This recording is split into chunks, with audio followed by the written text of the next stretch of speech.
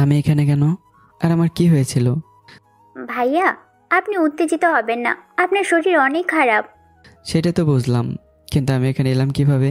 ভাইয়া, আমি একটা বাসায় কাজ করি।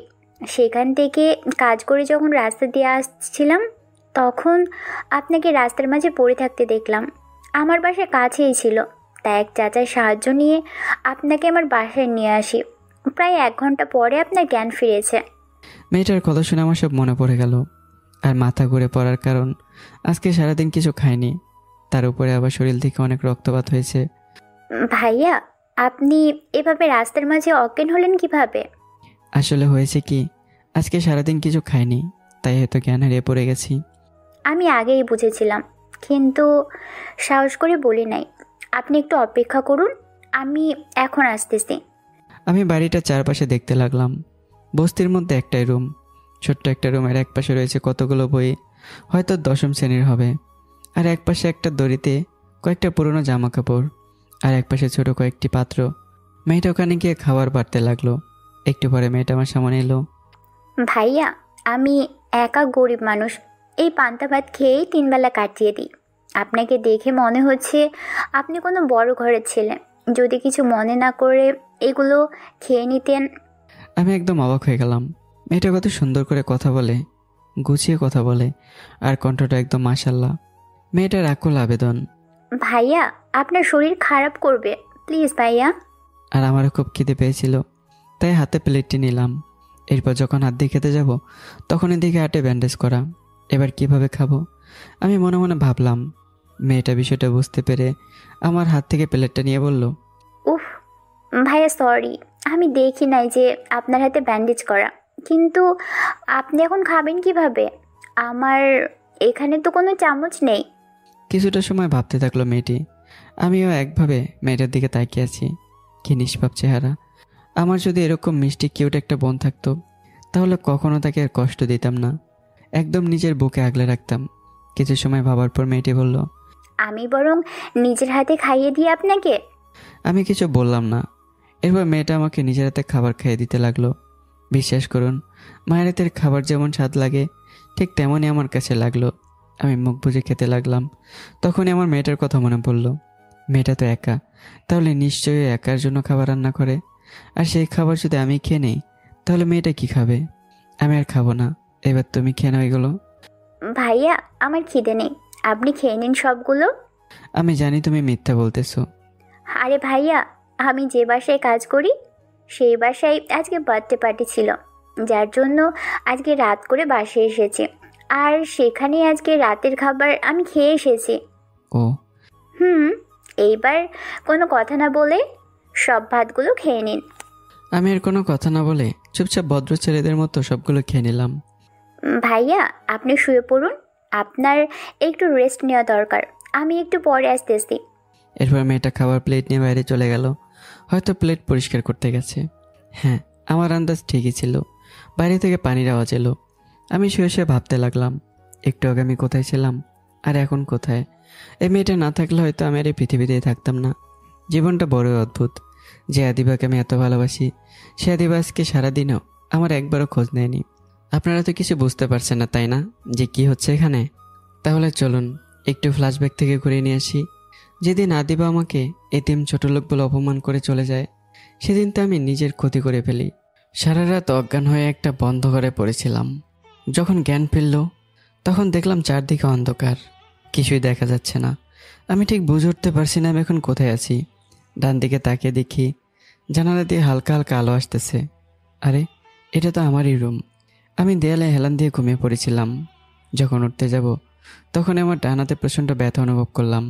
এত পরিমাণে যে কষ্ট হচ্ছিল তা বলে বোঝাতে পারবো না। এক পর্যায়ে আমি জোরে চিৎকার করে উঠলাম, কিন্তু আফসোস, আমার এই চিৎকার চার দেয়ালের বাইরে কখনোই যাবে না। আমি অনেক কষ্টে উঠে রুমের আলো অন করলাম। রুমের অবস্থা অনেক বাজে। এক পাশে কাচের টুকরো, তার পাশে রক্তের পাহাড়। আমি নিজেই দেখে ভয় পেয়ে গেলাম, কিন্তু এতে আমার কোনো কষ্ট হচ্ছিল না। আমার কষ্ট হচ্ছিল এটা ভেবে যে আদিবা আমাকে দেখতে না পেলে প্রতি মিনিটে মিনিটে আমার রুমে আসতো। আর আজকে সেই আদিবাই সারাদিন একবার আমার রুমে আসলো না। আমার চোখ থেকে 2 ফোঁটা জল গড়িয়ে পড়ল। যাক, এইসব ভেবে আর লাভ নেই। আমি অনেক কষ্টে ফার্স্ট এড বক্স বের করে আমার হাতে নিজের মতো করে একটু ব্যান্ডেজ করে নিলাম। এখন ব্যথা অনেকটা কমেছে। এখন কয়টা বাজে ঠিক বুঝতে পারতেছি না, তাই আমার মোবাইলটা খুঁজতে লাগলাম। হ্যাঁ, পেয়েছি। বিছানার উপরেই ছিল। মোবাইলটা অন করে দেখি রাত 9টা বাজে। তার মানে দীর্ঘ 6 ঘন্টা আমি অজ্ঞান ছিলাম। আদিবের সাথে কথা বলতে আমার খুব ইচ্ছে করতেছে। মন তো বলে এক্ষুনি ছুটে যায় আদিবার বাসায়। বাসায় গিয়ে আঙ্কেলের পায়ে ধরে বলি আদিবার বিয়ে আটকে যেন দেয়। কিন্তু আমি জানি হাজার চেষ্টা করলে আমি বিয়ে আটকাতে পারবো না, তাই অযথা সিন ক্রিয়েট করে কোনো লাভ নেই। আমি দেরি না করে আদিবাকে ফোন করলাম। আদিবাকে কিছুই বলবো না, শুধু আদিবার কণ্ঠটা একটু শুনতে চাই। কিন্তু আফসোস, আদিবার নাম্বারের কল ঢুকলো না। আমি জানি আদিবা আমার নাম্বার ব্ল্যাক লিস্টে ফেলে রেখেছে। এই মনটা কেন এত বেমান, কেন বুঝতে চায় না আদিবার আমার নেই। ফোনটা একপাশে ছুঁড়ে ফেলে দিয়ে জোরে জোরে কান্না করতে লাগলাম। আজকে প্রায় 6 বছর পর কান্না করতেছি। সেদিন রাতে খুব কেঁদেছিলাম, যেদিন আমার আব্বু আম্মু আমাকে এতিম করে রেখে চলে গিয়েছিল। আর আজকে যে মানুষটা আমাকে একা রেখে চলে গেল, আসলে আমি মানুষটাই ভালো না, যার কারণে শুধু আমার সাথে এমন হয়। মা বাবা মারা যাওয়ার পরে একজনই ছিল আমার ভরসা, সে হলো রাফি। সেও আমাকে ছেড়ে দূরে চলে যায়। আর তারপর এই আদিবা আমার মনে ভালোবাসার জন্ম দিল, আর এখন সে আমার থেকে দূরে চলে গেল। প্রায় 1 ঘন্টা ধরে এভাবে কান্না করলাম। শুনেছি কাঁদলে নাকি মনটা হালকা হয়ে যায়, তাই আমিও কান্না করতেছি। এই বুকটা অনেক কষ্টের কারণে ভারী ভারী লাগতেছে। আমি জানি ছেলেদের কান্না করতে নেই, কিন্তু আমি কেন যেন কান্না লুকোতে পারছি না। জানি না, না, আমাকে আর কান্না করলে চলবে না। আমাকে আব্বুর মতো অনেক বড় হতে হবে, আব্বুর স্বপ্ন পূরণ করতে হবে। আমি বসা থেকে উঠে চোখের পানি মুছে ফেললাম। আর থাকবো না এই শহরে। এই শহরে থাকলে হয়তো নিজেকে ঠিক রাখতে পারবো না। পড়াশোনা তো শেষ, এখন আর কার জন্য এই শহরে থাকবো। ফিরে যাব সেই শহরে যেখানে আমি ছোট থেকে বড় হয়েছি, যেখানে রয়েছে সেই স্কুল লাইফের বেস্ট ফ্রেন্ডগুলো। এরপর আমার প্রয়োজনীয় জিনিসপত্র ব্যাগে ভরে নিলাম।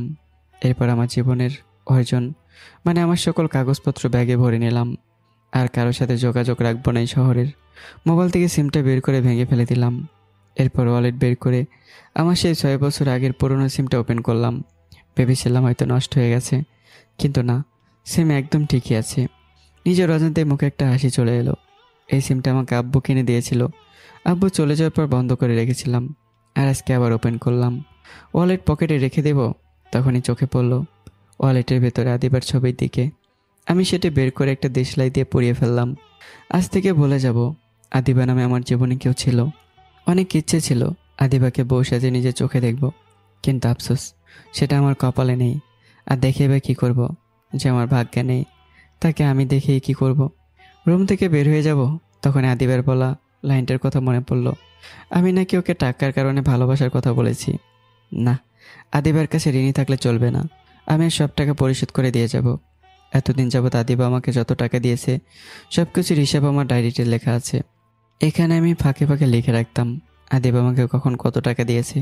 ভেবেছিলাম আদিবাকে পরে শোধ করে দেব। হ্যাঁ, এখন সেই সময় চলে এসেছে।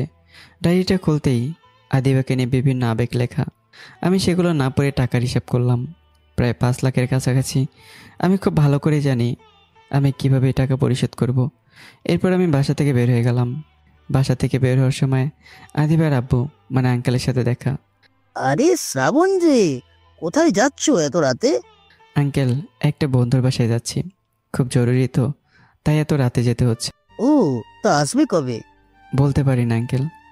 আর শোনো, তোমাকে তো আদিবা বলেই দিয়েছে হয়তো। তারপরেও আমি বলি, আদিবার বিয়ে আর মাত্র 5 দিন পরে, তুমি তার আগে চলে এসো, কেমন? ইচ্ছে তো করতেছে আঙ্কেলের পায়ে পড়ে আদিবাকে ভিক্ষা চাই, কিন্তু যে আমাকে চায় না তাকে আমি চেয়ে কি করব। আঙ্কেল, আমি কোনো ভুল ত্রুটি করে থাকলে আমাকে ক্ষমা করে দিন। আমি আর কিছু না বলে চলে এলাম। আঙ্কেল ওখানে দাঁড়িয়ে রইল। আমি জানি তিনি অনেক অবাক হয়েছে, কিন্তু এতে আমার আর কিছু যায় আসে না। গেট দিয়ে বের হবো, তখন দারুণ চাচা, বাবা, ব্যাগ নিয়ে এত রাতে কোথায় যাচ্ছ? কোথাও না, আমি একটু পরে আসতেছি। আচ্ছা। এরপর আমি একটা রিক্সা নিয়ে মার্কেটে চলে এলাম। কাছে যে টাকা ছিল সেগুলো থেকে দোকান থেকে আদিবার জন্য ওর বিয়ের জন্য একটা নীল শাড়ি কিনে প্যাকেটে করে নিলাম। কাছে আর অল্প কিছু টাকা আছে, আর তাই দেরি না করে ব্যাংকে চলে গেলাম।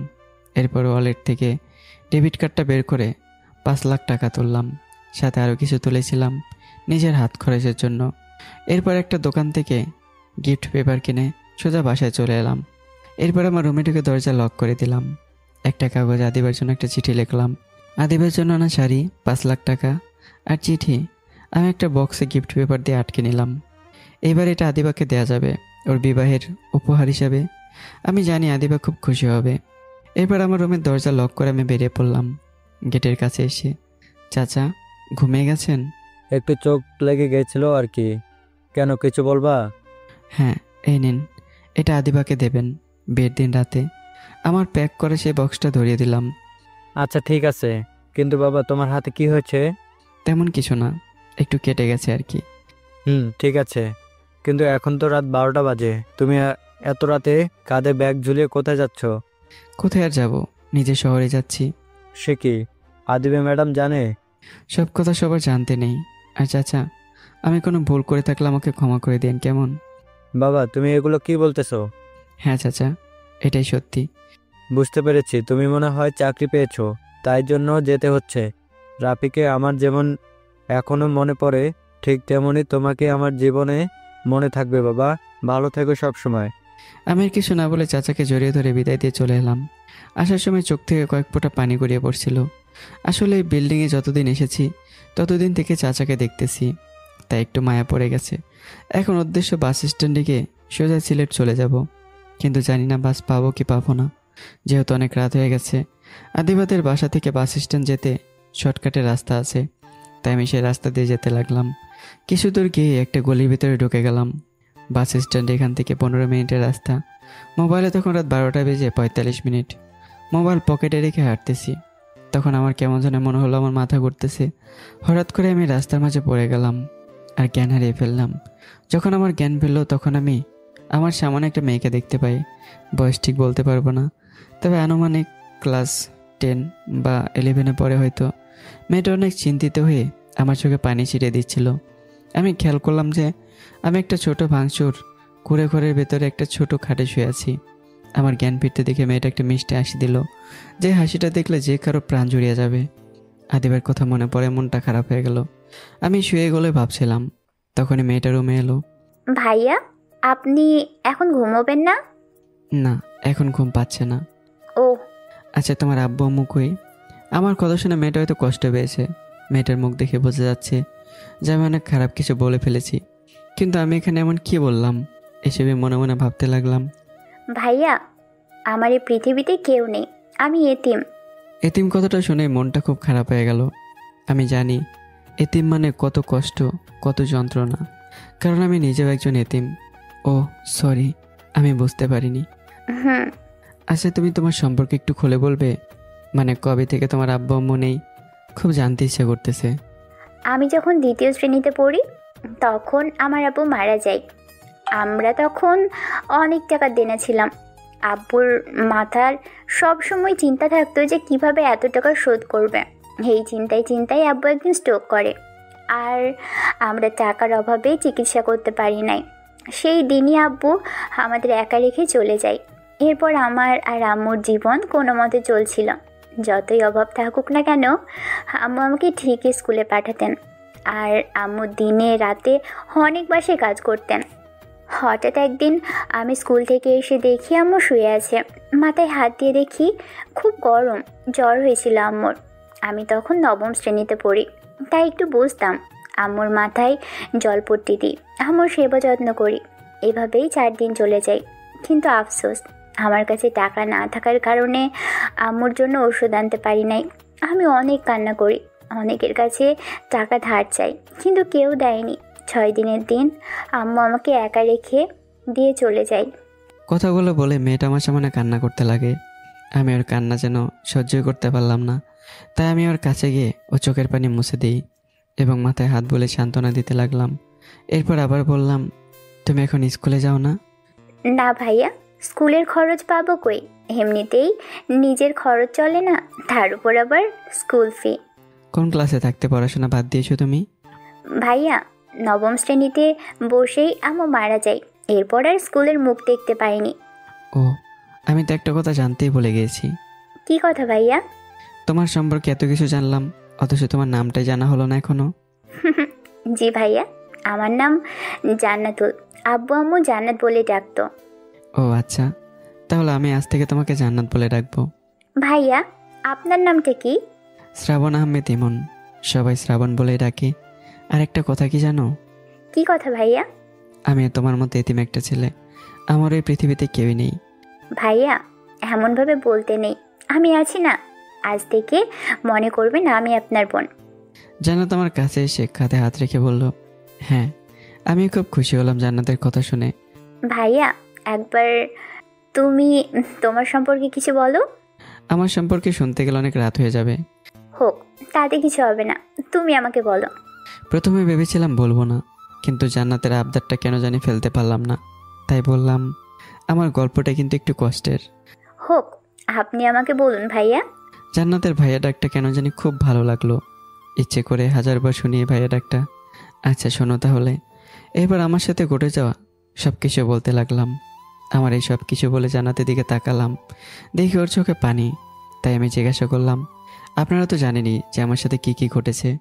আর যদি কেউ না জেনে থাকেন তাহলে এর আগের পর্বটা শুনে নেবেন। এ কি, তোমার চোখে পানি কেন? ভাইয়া, আপুটা কেন বুঝলো না আপনি তাকে কতটা ভালোবাসেন? আরে পাগলি, এই জন্য কেউ কান্না করে নাকি? অনেক সময় দেখা যায় আমরা কাউকে পাগলের মতো ভালোবাসি, কিন্তু সে আমাদের ছেড়ে চলে যায়। যেমন আমার আর তোমার বাবা মা, এরাও তো আমাদের ছেড়ে চলে গেছে। ঠিক তেমনি আমি ধরে নিয়েছি আদিবা আমাকে ছেড়ে চলে গেছে অনেক দূরে। জান্নাতের চোখের পানি মুছে দিয়ে বললাম, ভাইয়া, আপনি না অনেক ভালো। তোমার এমন মনে হলো কেন? এই যে আপনি এত সুন্দর করে সব কিছু বুঝিয়ে দিচ্ছেন আমাকে। এটা তো সবাই পারে। কিন্তু ভাইয়া, আপনি এর মধ্যে অনেক খারাপ একটা কাজ করে ফেলেছেন। আমি আবার কি করলাম? এই যে আপনি ওই আপুটার উপরে রাগ করে নিজের হাত কেটে ফেলেছেন। তখন নিজের উপর কন্ট্রোল ছিল না। আমাকে বলুন, এরপর থেকে আর কখনো এমন করবেন না। আচ্ছা বাবা, আর করবো না। হুম। এরপর আমি চারদিকে তাকাতে লাগলাম, কিন্তু কোথাও আমার মোবাইলটা দেখতে পেলাম না। ভাইয়া, এই যে আপনার মোবাইল, আমি জানি আপনি এটা খুঁজছিলেন। ধন্যবাদ। এরপর আমি মোবাইল অন করে দেখি 3টা বাজে। ও শিট, অনেক রাত হয়ে গেছে। জান্নাত, এখন আমাদের ঘুমাতে হবে, রাত 3টা বেজে গেছে। আচ্ছা ভাইয়া। এরপর জান্নাত একটা মাদুর পেতে শুয়ে পড়ল। আমি এটা দেখে বললাম, এ কি, তুমি নিচে ঘুমোচ্ছ কেন? আমি নিচে ঘুমাই, তুমি খাটে ঘুমাও। ভাইয়া, আপনি ঘুমোন, আমি নিচে ঘুমানোর অভ্যেস আছে আমার। আচ্ছা। আমি আর তর্ক করলাম না, কারণ জানি এই মেয়েকে আমি আর ওর মতো থেকে আলাদা করতে পারবো না। আমি শুয়ে শুয়ে ভাবতে লাগলাম, মেয়েটা অনেক মিষ্টি। আর যদি আমার এমন একটা বোন থাকতো তাহলে কতই না ভালো হতো। আচ্ছা, আমি কি ওকে জিজ্ঞাসা করে দেখব, ও যদি আমার সাথে যেতে রাজি হয়? না, এখন থাক, অনেক রাত হয়ে গেছে। কাল সকালে জিজ্ঞাসা করে দেখব। যদি আমার সাথে সিলেট যায় তাহলে ওকে নিজের বোন বানিয়ে নিয়ে যাব এখান থেকে। ওকে আর কষ্ট পেতে দেব না। এগুলো ভাবতে ভাবতে কখন যে ঘুমিয়ে গেছে মনে নেই। সকালবেলা ঘুমিয়েছিলাম, হঠাৎ মিষ্টি একটা কণ্ঠস্বরে আমার ঘুম ভেঙে গেল। আমি চোখ মেলে তাকালাম, সামনে জান্নাত দাঁড়িয়ে আছে আর আমাকে ভাইয়া ভাইয়া বলে ডাকতেছে। ভাইয়া উঠুন, সকাল হয়ে গেছে অনেক আগে। আমি কিছু না বলে মোবাইলের দিকে তাকালাম, দেখি 8টা বেজে গেছে। অনেক সময় ধরে ঘুমিয়েছি, কখন সকাল হয়েছে টেরই পাইনি। আসলে রাত্রে অনেক করে ঘুমিয়েছি তো, তাই ঘুমিয়েছিলাম। আচ্ছা ভাইয়া, সমস্যা নেই। আর তাছাড়া আপনার শরীরটাও তো তেমন ভালো নেই। হ্যাঁ। আচ্ছা, এখন তুমি কি করবে? আমি আর কি করব ভাইয়া, এখন রান্না করে কাজে যাব। জান্নাতের কথা শুনে মনটা ভীষণ খারাপ হয়ে গেল। কত সুন্দর ফুটফুটে একটা মেয়ে, ওর কথা এখন স্কুলে যাওয়ার কথা, আর ও সেখানে বাড়িতে বাড়িতে কাজে যাচ্ছে। তাই আমি আমার মনে আর কোনো জড়তা না রেখে বললাম, জান্নাত, তোমাকে আমি ভাই হিসেবে একটা কথা বলবো, তুমি বলো যে আমার কথাটা রাখবে। ভাইয়া বলুন। আগে তুমি কাজ বন্ধ করে আমার সামনে এসে দাঁড়াও। এরপর জান্নাত তোর হাতের সব কাজ রেখে আমার সামনে এসে দাঁড়িয়ে পড়লো। এই এত বড় পৃথিবীতে আমার কেউ নেই। আগে যারা ছিল তারা সবাই আমাকে ছেড়ে চলে গেছে, কিন্তু আজকে তোমাকে দেখার পর মনে হচ্ছে তুমি আমার খুব আপন। তোমাকে এখানে একা রেখে যেতে ইচ্ছে করতেছে না। তাই তুমি যদি কিছু মনে না করো তাহলে আমি তোমাকে আজ থেকে নিজের বোন ভাবতে চাই। তুমি বিশ্বাস করো, আমি তোমাকে নিজের বোনের চেয়ে বেশি ভালোবাসবো। সবসময় আগলে রাখবো তোমাকে, কখনো কষ্ট পেতে দেব না। শুধু তুমি প্লিজ আমার সাথে চলো। আমরা 2 ভাই বোন এই ব্যস্ত শহর থেকে চলে গিয়ে সুন্দর একটা জীবন শুরু করব, যেখানে থাকবে না কোনো কষ্ট, কোনো দুঃখ থাকবে না, শুধু ভাই বোনের ভালোবাসা থাকবে। আমি এক নিঃশ্বাসে কথাগুলো বলে ফেললাম। জান্নাত এক দৃষ্টিতে আমার দিকে তাকিয়ে আছে, ওর মন থেকে কোনো কথাই বের হচ্ছে না। চলো চলো চোখে আমার দিকে তাকিয়ে আছে, কিছু বুঝতে পারতেছি না। হয়তো আমার কথা রাখবে না, তাই আমি পিছনে ফিরে নিজের ব্যাগ গোছাতে লাগলাম। তখনই জান্নাত আমাকে ডাক দিল। আমি এর কথায় ঘুরে তাকালাম। আমি ঘুরে দাঁড়ানোর সাথে সাথেই জান্নাত আমাকে শক্ত করে জড়িয়ে ধরে কান্না করে দিল। ভাইয়া, একটা কথা কি জানো, আমার খুব ইচ্ছে ছিল যে আমার একটা ভাই থাকবে। সে আমায় খুব ভালোবাসবে, আমার সব ছোটোখাটো আবদার রাখবে। আমি রাগ করলে আমার রাগ ভাঙিয়ে দেবে, আমি কষ্ট পেলে সেও কষ্ট পাবে। আমি ভেবেছিলাম আমার এই স্বপ্ন স্বপ্নই থেকে যাবে, কিন্তু না, আল্লাহ আমার কথা রাখছে। তিনি আমার কাছে আমার ভাইয়াকে পাঠিয়ে দিয়েছে। জান্নাতের কথা শুনে আমি এত খুশি জীবনেও হয়নি। তাই বললাম, এখন আর কান্না করতে হবে না, আমি এসে গেছি, আর কোনো কান্না নেই। হুম। এবার আমি আমার আপুটার একটা মিষ্টি হাসি দেখতে চাই। জান্নাতের চোখে পানি থাকা সত্ত্বেও একটা মন খোলা হাসি দিল। আর এই চোখের পানি দুঃখের না, সেটা আমি জানি, এই পানি আনন্দের। এরপর জান্নাত আমাকে ছেড়ে দিয়ে বলল, ভাইয়া, তুমি ফ্রেশ হয়ে এসো, বাইরে টিউবওয়েল আছে, আমি তোমার জন্য রান্না করে ফেলি। সকালে তো কিছু খেতে হবে নাকি? তোকে কষ্ট করে রান্না করতে হবে না। আয়না নিজের মুখ দেখেছিস? কত সুন্দর মুখটা, কাজ করে একদম কি অবস্থা করেছে। ভাইয়া, তাহলে খাবো কি? আমি থাকতে তোর এইসবের চিন্তা করা লাগবে না। তুই গিয়ে 2টা ড্রেস আমার ব্যাগে ভরে নে, আমি ফ্রেশ হয়ে আসতেছি। কিন্তু ভাইয়া। কোনো কিন্তু নয়, আমি যেটা বললাম সেটা কর গিয়ে। এরপর আমি বাইরে এসে ফ্রেশ হয়ে নিলাম। কিন্তু এখানে চারপাশে অনেক লোকজন আছে, সকলের একই অবস্থা। এদেরকে দেখলেই বোঝা যায় যারা একবেলা খেতে পায় তো পায় না। আজ নয় আমি জান্নাতকে নিয়ে যাচ্ছি, কিন্তু এদের কি হবে? মনটা খুব খারাপ হয়ে গেল। আমি আর এখানে দাঁড়িয়ে না থেকে জান্নাতের কাছে গেলাম। সেখানে গিয়ে দেখি জান্নাত বসে আছে। আপু, এবার চল যাওয়া যাক। হুম, কিন্তু ভাইয়া, আমরা এখন কোথায় যাব? সময় হলে সব দেখতে পারবি। আর মনে কর, এটা তোর জন্য একটা সারপ্রাইজ। ওকে ভাইয়া, চলো। তোর স্কুলের সার্টিফিকেটগুলো কি তোর কাছে আছে, নাকি স্কুলে আনতে যাওয়া লাগবে? না ভাইয়া, স্কুলে যাওয়ার দরকার নেই, ওগুলো আমার কাছে আছে, তোমার ব্যাগে রেখে দিয়েছি। এই তো খুব ভালো একটা কাজ করেছিস। এরপর আমি আর জান্নাত হাঁটতে হাঁটতে বাস স্ট্যান্ডে চলে এলাম। সিলেটের জন্য টিকিট কেটে নিলাম। বাস ছাড়তে এখনও 30 মিনিট লেট হবে। তাই আমি জান্নাতকে নিয়ে কাছের একটা রেস্টুরেন্টে ঢুকলাম। রেস্টুরেন্টে ঢোকার পর জান্নাত বলল, ভাইয়া, আমরা এখানে কেন এসেছি? তুই তো দেখতেছি পুরাই বোকা। ভাইয়া, আমি মোটেও বোকা নই। আরে বোকা, আমরা এখানে সকালের খাবার খেতে এসেছি। সকালে কি না খেয়ে রওনা দেবো নাকি? ও, কিন্তু ভাইয়া, শুধু শুধু টাকা নষ্ট করার কি আছে? একবেলা না খেয়ে থাকলে কিছু হবে না। আরে বোকা, তোর ভাইয়া হই আমি, এখন থেকে তোর সব দায়িত্ব আমার। আর আমি থাকতে কি আমার আপুরে না খেয়ে থাকবে? ভাইয়া, তুমি না খুবই ভালো। আমি আর জান্নাত কথা বলতেছিলাম, তখন একটা ছেলে আমাদের সামনে এলো। ছেলেটা মনে হয় এখানকার ওয়েটার। স্যার, আপনি কি খাবেন? কি কি আছে? এরপর ছেলেটা বিভিন্ন খাবারের নাম বলল। আমি জান্নাতের পছন্দ মতো খাবার অর্ডার দিলাম। প্রথমে তো জান্নাত কিছুই বলতে চাচ্ছিল না। এরপর আমার জোড়াজুড়িতেই বলল। খাবার খাওয়ার মাঝখান থেকে বললাম, আপু শোন, আমি তোর ভাইয়া হই। কি হই বল? ভাইয়া হও তুমি আমার। তাহলে তুই আমাকে একটা কথা বল। কি কথা বলো? ভাইয়ের কাছে কি কিছু লুকিয়ে রাখতে হয় বা লজ্জা রাখতে আছে? না, ভাইয়া মানে তো হাজার আবদারের ভান্ডার। ভাইয়া মানে আবুর পরে বড় একটা বট গাছের ছায়া। ভাইয়া মানে রাগ অভিমানের একটা জায়গা। ভাইয়া মানে ভালোবাসা।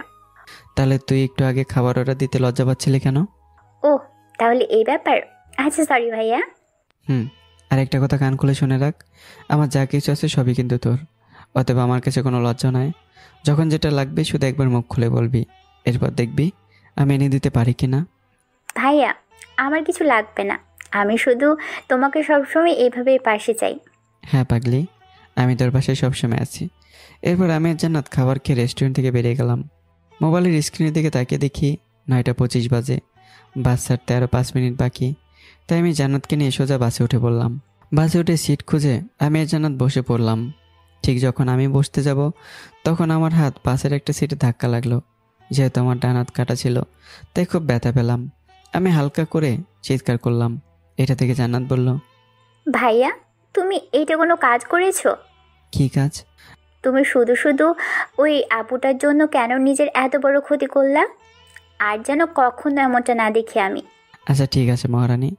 আর একটা কথা মনে রেখো, এতদিন তোমার কেউ ছিল না, তাই তুমি যা ইচ্ছে তাই করেছো। কিন্তু এখন আমি এসে গেছি, এখন থেকে আমি যেটা বলবো সেটাই হবে। ওকে? ওকে আমার কিউট আপু। হুম। এরপর বাস ছেড়ে দিল।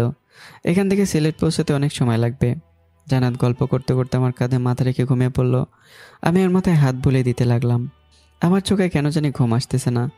এতক্ষণ জান্নাতের সাথে কথা বলেছি, তাই এর মধ্যে আদিবার কথা মনে পড়েনি, কিন্তু এখন আবারও আদিবার কথা মনে পড়ে যাচ্ছে।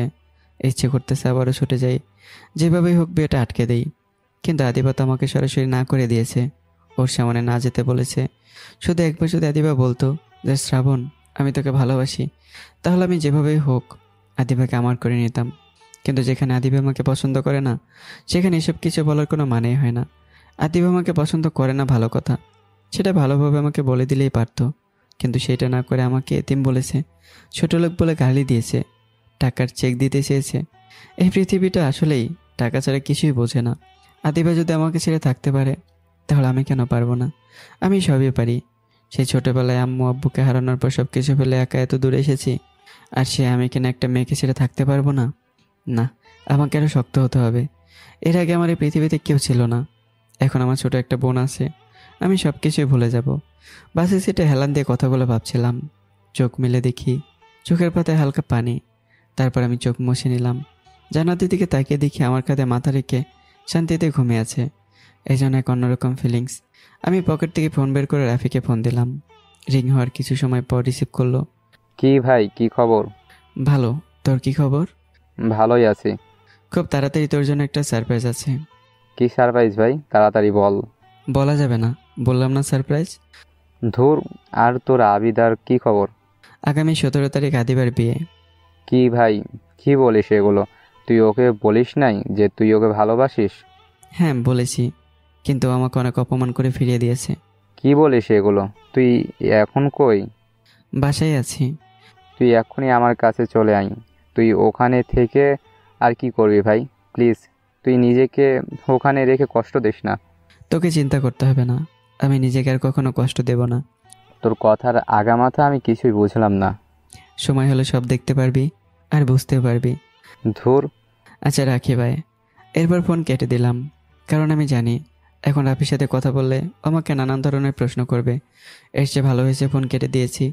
আমি জানি রাফি আমাকে খুব ভালোবাসে, তাই তো আমাকে এত প্রশ্ন করে। এরপর আমি অতি পরিচিত একটা নাম্বারে কল দিলাম। সাথে সাথে রিসিভ করলো। Hello sir, good morning. ভালো করে টাইম দেখেন, এখন দুপুর 12টা বাজে, আর আপনি এখন গুড মর্নিং বলতেছেন? ওহ সরি স্যার, কাজের কারণে মনে ছিল না। শুনুন, আমি আপনাকে একটা দরকারি ফোন করেছি। জি স্যার বলুন। আজকে বিকাল 4টার সময় গাড়ি নিয়ে সিলেট বাস স্ট্যান্ডে চলে আসবেন। কিন্তু কেন স্যার? লোকটার নাম হচ্ছে নাসির চৌধুরী। আগে বলেছি তিনি আমার বাবার বয়সী, আর বাকি সব আস্তে আস্তে জানতে পারবেন। আমি সিলেট আসতেছি, আজ থেকে ওখানে থাকবো।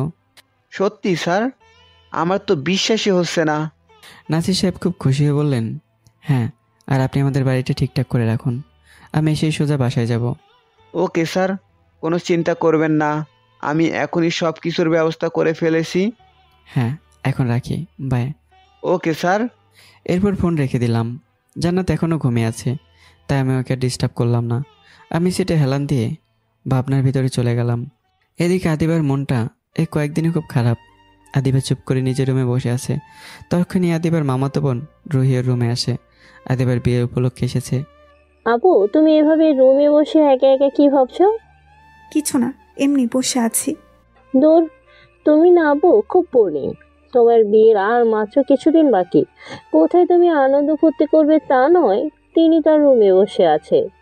রুহি বোন আমার, তুই যদি জানতে পারতি তাহলে তুই আমাকে কিছুই বলতি না। আমার মনের ভেতরে যে এখন কি ঝড় যাচ্ছে সেটা একমাত্র আমি জানি। আদিবা মনে মনে বলল, আপু কথা বলো না কেন? তুই এখন এখান থেকে যা, আমাকে একটু একা থাকতে দে প্লিজ। আচ্ছা ঠিক আছে। এরপর রুহি আদিবার রুম থেকে চলে গেল। আদিবার সাথে সাথে রুমের দরজা বন্ধ করে দিল, আর ভাবতে লাগলো, কেন শ্রাবণ তুই আমাকে এই কথাগুলো বললি? আমি তোকে আমার বন্ধু ভেবেছিলাম শুধু, আর তাছাড়াও এখন আমার বিয়ে ঠিক হয়ে গেছে। এখন আমি চাইলেও কিছু করতে পারবো না। পুরো একদিন হয়ে গেল পাগলটাকে দেখি না। ও হয়তো আমার উপর খুব রাগ করেছে, তখন ওকে আমার কথাগুলো বলা উচিত হয় নাই। যাই, ওর কাছে গিয়ে এখন মাপ চেয়ে আসি, আর তার বদলে ওকে দেখাও হয়ে যাবে। এটা ভেবে আদিবা বসা থেকে উঠে হাঁটতে যাবে, তখন আবারও থেমে গেল। না, আমি এখন ওর কাছে যাব না। ও যে পাগল, ওর কাছে গেলে ও আবার পাগলামি শুরু করে দিবে। শ্রাবন্ত আমাকে মাঝে মাঝেই বলতো ওর নাকি আমাকে বইয়ের সাজে দেখার খুব শখ। আমি শিওর শ্রাবণ আমার বিয়ের দিন আসবে, তখন ওর কাছ থেকে মাপ চেয়ে নিব। কিন্তু ও কী করছে এখন? ওর জন্য তো আমি নিজের খাবার নিয়ে যেতাম, আর সেগুলো ও খেত। তাহলে ও এখন কি খাচ্ছে? বাইরে গিয়ে খাচ্ছে হয়তো। এই তো কিছুদিন আগেই তো অনেকগুলো টাকা দিলাম, আশা করি ওর কোনো অসুবিধা হবে না। এগুলো ভাবতে ভাবতে আদিবা ঘুমিয়ে পড়ল। অতি চিন্তা করতে কখন যে বাসের ঘুমিয়ে পড়েছি টেরই পাইনি। হঠাৎ বাসের হেল্পারের ডাকে ঘুম ভাঙলো। ভাই, বাস থেমেছে, 30 মিনিটের লাঞ্চ টাইম দিয়েছে। আচ্ছা ঠিক আছে, ধন্যবাদ। এরপর আমি জান্নাতকে ডাক দিলাম। আপু, আপু। ভাইয়া বলো, আমরা কি এসে গেছি? আরে না পাগলি, এখনো 2 ঘন্টার বেশি লাগবে যেতে। দুপুর হয়ে গেছে, খাবার খেতে হবে না? কিন্তু এখানে খাবার কই পাবো? বোকা মেয়ে, বাইরে তাকিয়ে দেখ, ওখান থেকে একটা রেস্টুরেন্টে গিয়ে লাঞ্চ করে আসি। ভাইয়া চলো। এরপর আমি আর জান্নাত একটা রেস্টুরেন্টে ঢুকে দুপুরে খাবার খেতে লাগলাম। জান্নাত খাবার খেতে খেতে বলল, ভাইয়া একটা কথা বলবো। হ্যাঁ বল, কি বলবি? তুমি কি রোজ এমন বাইরের খাবার খাও? না, কেন? থাক, মিথ্যা বলা লাগবে না। এমনিতেই শরীরে যে অবস্থা তা দেখেই বোঝা যায় তুমি ঠিকঠাক খাবার খাও না। আমাকে তো রোজ আদি। আর বলতে পারলাম না। কি হলো বলো, থেমে গেলে কেন? তোর আর পাকা পাকা কথা বলা লাগবে না। এখন থেকে আর এসব চলবে না। এখন বাইরের খাবার খাচ্ছ, খাও। বাসায় গিয়ে আমি রান্না করে তোমাকে খাওয়াবো। আচ্ছা মহারানী, এবার খাবারগুলো খেয়ে গাড়িতে চলেন, বাস ছেড়ে দিবে আবার। এরপর আমি আর জান্নাত খাবার খেয়ে সোজা বাসে চলে এলাম। বাসে বসে আছি, তখন খেয়াল করলাম জান্নাত মুখ কালো করে বসে আছে। তা আমি ওর মন ভালো করার জন্য আমার মোবাইলটা বের করে দিলাম। আপু এনে, মোবাইলে অনেক মজার ভিডিও আছে, এগুলো দেখলে তোর মন ভালো হয়ে যাবে। প্রথমে নিতে না চাইলেও আমার জোড়াজোড়িতে নিল। এরপর সে কি হাসি দেখে বোঝা যাচ্ছে অনেক খুশি। জান্নাত মোবাইল চালাচ্ছিল আর আমি ওর হাসি দেখতেছিলাম। এইভাবে দেখতে দেখতে বিকেল হয়ে গেল, বাসও থেমে গেল। আমি জান্নাতকে বললাম, আপু এবার তো নামতে হবে, আমরা এসে গেছি। সত্যি ভাইয়া, এসে গেছি আমরা। হ্যাঁ এসে গেছি, এবার আমার পিছু পিছু আয়। এরপর আমি আর জান্নাত বাস থেকে নেমে গেলাম। আজ প্রায় 5 বছর পর নিজের শহরে পা রাখলাম। মনের ভেতরে অজানা একটা আনন্দ লাগছিল, আবার ভয়ও লাগছিল। আমি আর জান্নাত বাস থেকে নামার পরেই দেখতে পেলাম আমার সামনে নাসির আঙ্কেল দাঁড়িয়ে আছে। নাসির আঙ্কেল আজ প্রায় 2 বছর পর আমাকে দেখতে পেলেন। আমাকে চিনতে তার একটু দেরি হয়নি, কারণ আমি দেখতে সে আগের মতোই, তবে শুধু একটু চিকন হয়ে গেছি। কিন্তু তিনি পাশের মেয়েটাকে আর চিনতে পারছেন না। স্যার, আসতে কোনো প্রবলেম হয়নি তো? না, তেমন কোনো অসুবিধা হয়নি। ওকে স্যার, গাড়িতে চলুন। হ্যাঁ চলুন। আপু চলো আমার সাথে। এরপর জান্নাত আমার পাশাপাশি হাঁটতে লাগলো। নাসির আঙ্কেল আমার দিকে আর জান্নাতের দিকে কেমন করে যেন তাকাচ্ছে। আমি বিষয়টা বুঝতে পেরেছি, তিনি তো আর জান্নাতকে চিনে না। আমি কিছু না বলেই জান্নাতকে নিয়ে গাড়িতে বসলাম। ভাইয়া, আমরা এটা কোথায় এসেছি? এটা সিলেট, আমার শহর। এখন থেকে আমরা এখানেই থাকবো। ও আচ্ছা, আর ওই আঙ্কেলটাকে? উনি হচ্ছে তোমার একটা আঙ্কেল, পরে সব কিছু জানতে পেরে যাবে। আচ্ছা ভাইয়া। ড্রাইভার গাড়ি চালাচ্ছে আর নাসির আঙ্কেল সামনে বসে আছে। উনি যখন আমাদের নিয়ে ভাবতেছেন সেটা আমি বেশ ভালো করে বুঝতে পারতেছি। আঙ্কেলকে বলা যাবে না যে জান্নাত আমার আপন বোন নয়। শুধু আঙ্কেলকে নয়, আমি কাউকে বুঝতে দেব না যে জান্নাত আমার আপন বোন নয়। মিস্টার নাসির সাহেব। জি স্যার, বলুন। আপনার সাথে পরিচয় করে দেই, এ হচ্ছে আমার একমাত্র বোন জান্নাত। জান্নাত, আঙ্কেলকে হাই বলো। হাই আঙ্কেল, কেমন আছেন? মামুনি ভালো, তুমি কেমন আছো? জি আঙ্কেল, ভালো। কিছু সময় পরে নাসির আঙ্কেল বলল, স্যার, আপনি তো আগে কোনোদিন বলেন নাই যে আপনার নিজের বোন আছে। বলার প্রয়োজন মনে করিনি, তাই বলিনি। Sorry sir. It's okay. জান্নাত আমাকে এইভাবে রেগে কথা বলতে দেখে জোরে জোরে হাসতে লাগলো। আমি আর নাসির সাহেব অবাক হয়ে জান্নাতের দিকে তাকালাম। কি হয়েছে আপু, তুই এভাবে হাসছিস কেন? হাসবো না তো কি করবো? এখানে হাসার কি আছে? ভাইয়া, তুমি যখন রেগে গম্ভীরভাবে কথা বলো না, তখন তোমাকে একদম বান্দরের মতো লাগে। এটা বলে জান্নাত আবারও হাসতে লাগলো। জান্নাতকে এভাবে হাসতে দেখে খুব ভালোই লাগতেছিল, তাই আমি হেসে দিলাম। এরপর আমি গাড়ি জানালা দিয়ে বাইরে তাকালাম। এই সেই শহর যেখানে আমি 5 বছর আগে থাকতাম।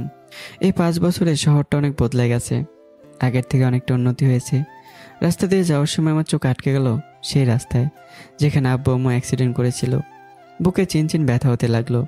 চোখ দিয়ে 2 ফোঁটা পানি গড়িয়ে পড়লো। পাশে জান্নাত আছে, তাই নিজেকে কন্ট্রোল করে নিলাম। প্রায় 1 ঘন্টা পরে চিরসেনা সে নিজের বাড়ির সামনে চলে এলাম। গাড়ি থেকে নেমে গেলাম। স্যার চলে এসেছি, এইবার গাড়ি থেকে নামুন।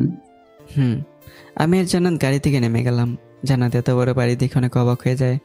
সে অবাক হয়ে আমাকে জিজ্ঞাসা করে, ভাইয়া এটা কাদের বাসা? এটা আমাদের বাসা আপু। মানে ভাইয়া এত বড় বাসা তোমার? দেবো একটা, আমার মানে কি বল, আমাদের বাসা। জান্নাত কিছু না বলে চোখের পানি ফেলতে লাগলো। আরে পাগলি, কান্না করতেছিস কেন? ভাইয়া তুমি অনেক ভালো। হয়েছে, এবার ভেতরে চল, অনেক ক্লান্ত। স্যার এই যে বাসার চাবি। ধন্যবাদ, এবার আপনি আসুন। কিন্তু স্যার। বললাম তো, আপনি এখন যান, কোনো সমস্যা হলে ফোন করে ডেকে নেব। ওকে স্যার, কোনো সমস্যা হলে কল দিয়েন। এরপর আঙ্কেল চলে গেল। আমি আর জান্নাত বাসার দরজা খুলে ভেতরে ঢুকলাম।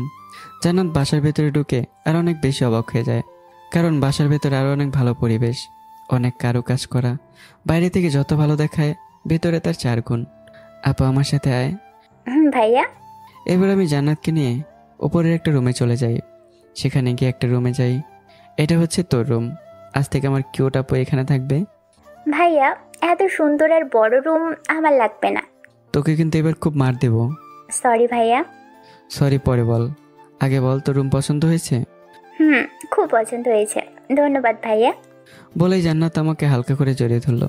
হয়েছে আমার পাগলি বোন, এবার তুই ফ্রেশ হয়ে নে, অনেক জার্নি করে এসেছিস। ভাইয়া। আর শোন, আমি পাশের রুমে আছি, কোনো কিছু দরকার হলে আমাকে ডাক দিস। আর এই যে তোর জামা কাপড়। আজ কয়েক বছর পর আমি আমার রুমে প্রবেশ করলাম। রুমের সব কিছু সে আগের মতনই আছে, শুধু আমার আব্বু আম্মু ছাড়া। তারা থাকলে হয়তো আমার জীবনটা সম্পূর্ণ অন্যরকম হতে পারত, কিন্তু আল্লাহ হয়তো সেটা চাননি, তাই তো আমার কাছে জান্নাতকে পাঠিয়েছেন। আমি অনেক সময় ধরে রুমে সব কিছু দেখতে লাগলাম। এরপর আর দেরি না করে ফ্রেশ হতে ওয়াশরুমে চলে গেলাম। ফ্রেশ হয়ে বাইরে বের হলাম। রুমে বসে আছি, ঠিক তখনই হঠাৎ করে আমার চোখ যায় ওই গিটারের দিকে। হ্যাঁ, এটা আমার সেই গিটার, যেটা আমার জন্মদিন উপহার হিসেবে দিয়েছিল। মনে পড়ে গেল সে পুরনো স্কুল লাইফের কথা। কতই না গান গেয়েছি এই গিটার দিয়ে স্কুলের ক্যাম্পাসে বসে।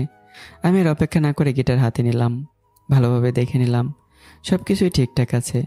নাসির আঙ্কেল হয়তো এটা যত্ন নিয়েছেন, তা না হলে আমার মনে হয় না এটা এত বছর পরে ভালো থাকতো। আমি হাত দিয়ে বাজাতে লাগলাম, আগের মতো বাজাতে না পারলেও বেশ ভালোই হচ্ছে। তারপর মনের আনন্দে আমার একটা প্রিয় গান গাওয়া শুরু করলাম। অল্প একটু গান গেয়ে থেমে গেলাম, আর গাইতে ইচ্ছা করতেছে না। আদিবের কথা মনে পড়ে গেল এই গানটার জন্য। আমার চোখ থেকে পানি গড়িয়ে পড়তে লাগলো। অন্যদিকে জান্নাত ফ্রেশ হয়ে গল্প করতে আমার কাছে আসছিল। তখন এর মনে হলো কে যেন গিটার বাজে গান গাইতেছে, তাই ওই গিটারের শব্দ শুনতে আমার রুমে চলে আসে।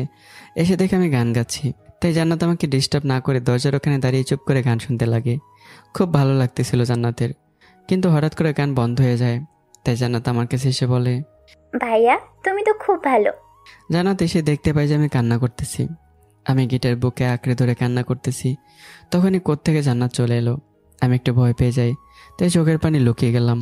কিন্তু জান্নাত আমাকে কান্না করে দেখে ফেলেছে, তাই আর কোনো আটকানোর চেষ্টা করলাম না। ভাইয়া তুমি কান্না করতেছো কেন? এমনিতেই। বুঝেছি, ওই আপুটার জন্য তুমি কান্না করতেছো।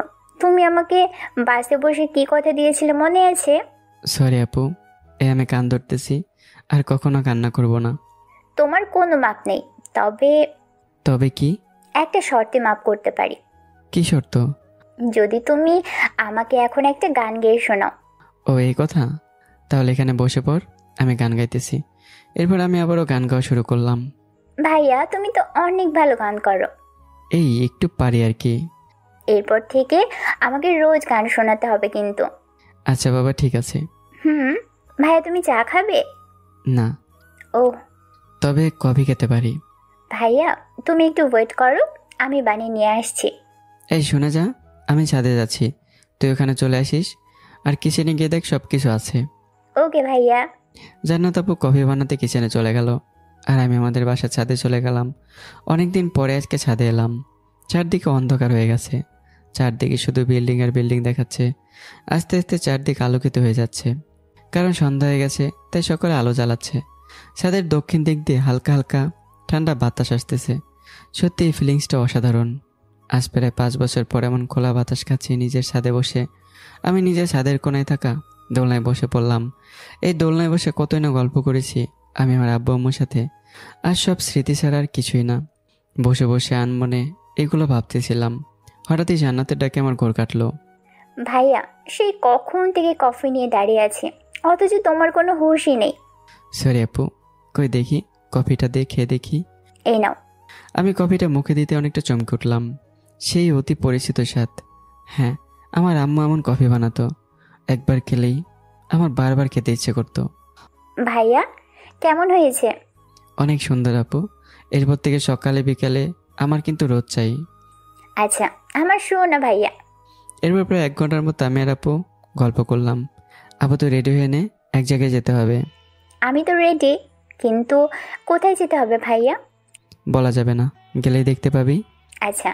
এরপর আমি নাসির সাহেবকে ফোন দিলাম। হ্যালো স্যার, বলুন। আমার গাড়ির চাবি কোথায়? স্যার, আপনার টেবিলের উপরে আছে, দেখুন। আচ্ছা, ধন্যবাদ। আমি ফোন রেখে দিলাম। ফোন রেখে বাইরে জান্নাতের জন্য অপেক্ষা করতে লাগলাম। কিছু সময় পর জান্নাত আমার সামনে এলো। চলো ভাইয়া, যাওয়া যাক। চল। এরপর আমি জান্নাতকে গাড়িতে বসে ড্রাইভ করতে লাগলাম। গাড়ি ড্রাইভ করা আমি অনেক আগে শিখেছিলাম, তাই গাড়ি চালাতে তেমন সমস্যা হচ্ছিল না। আমি সামনের দিকে তাকিয়ে গাড়ি চালাচ্ছিলাম। তখনই জান্নাত বলল, ভাইয়া, তুমি কেন শুধু ঢাকা শহরে গেলে? কেন? ঢাকা না গেলে কি আর তোকে পেতাম?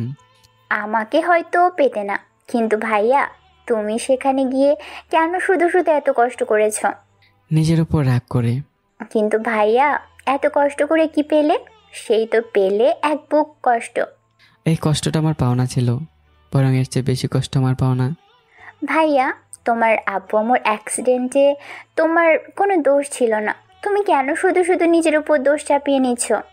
সরি ভাইয়া, তোমাকে আমি হয়তো একটু বেশি বলে ফেলেছি।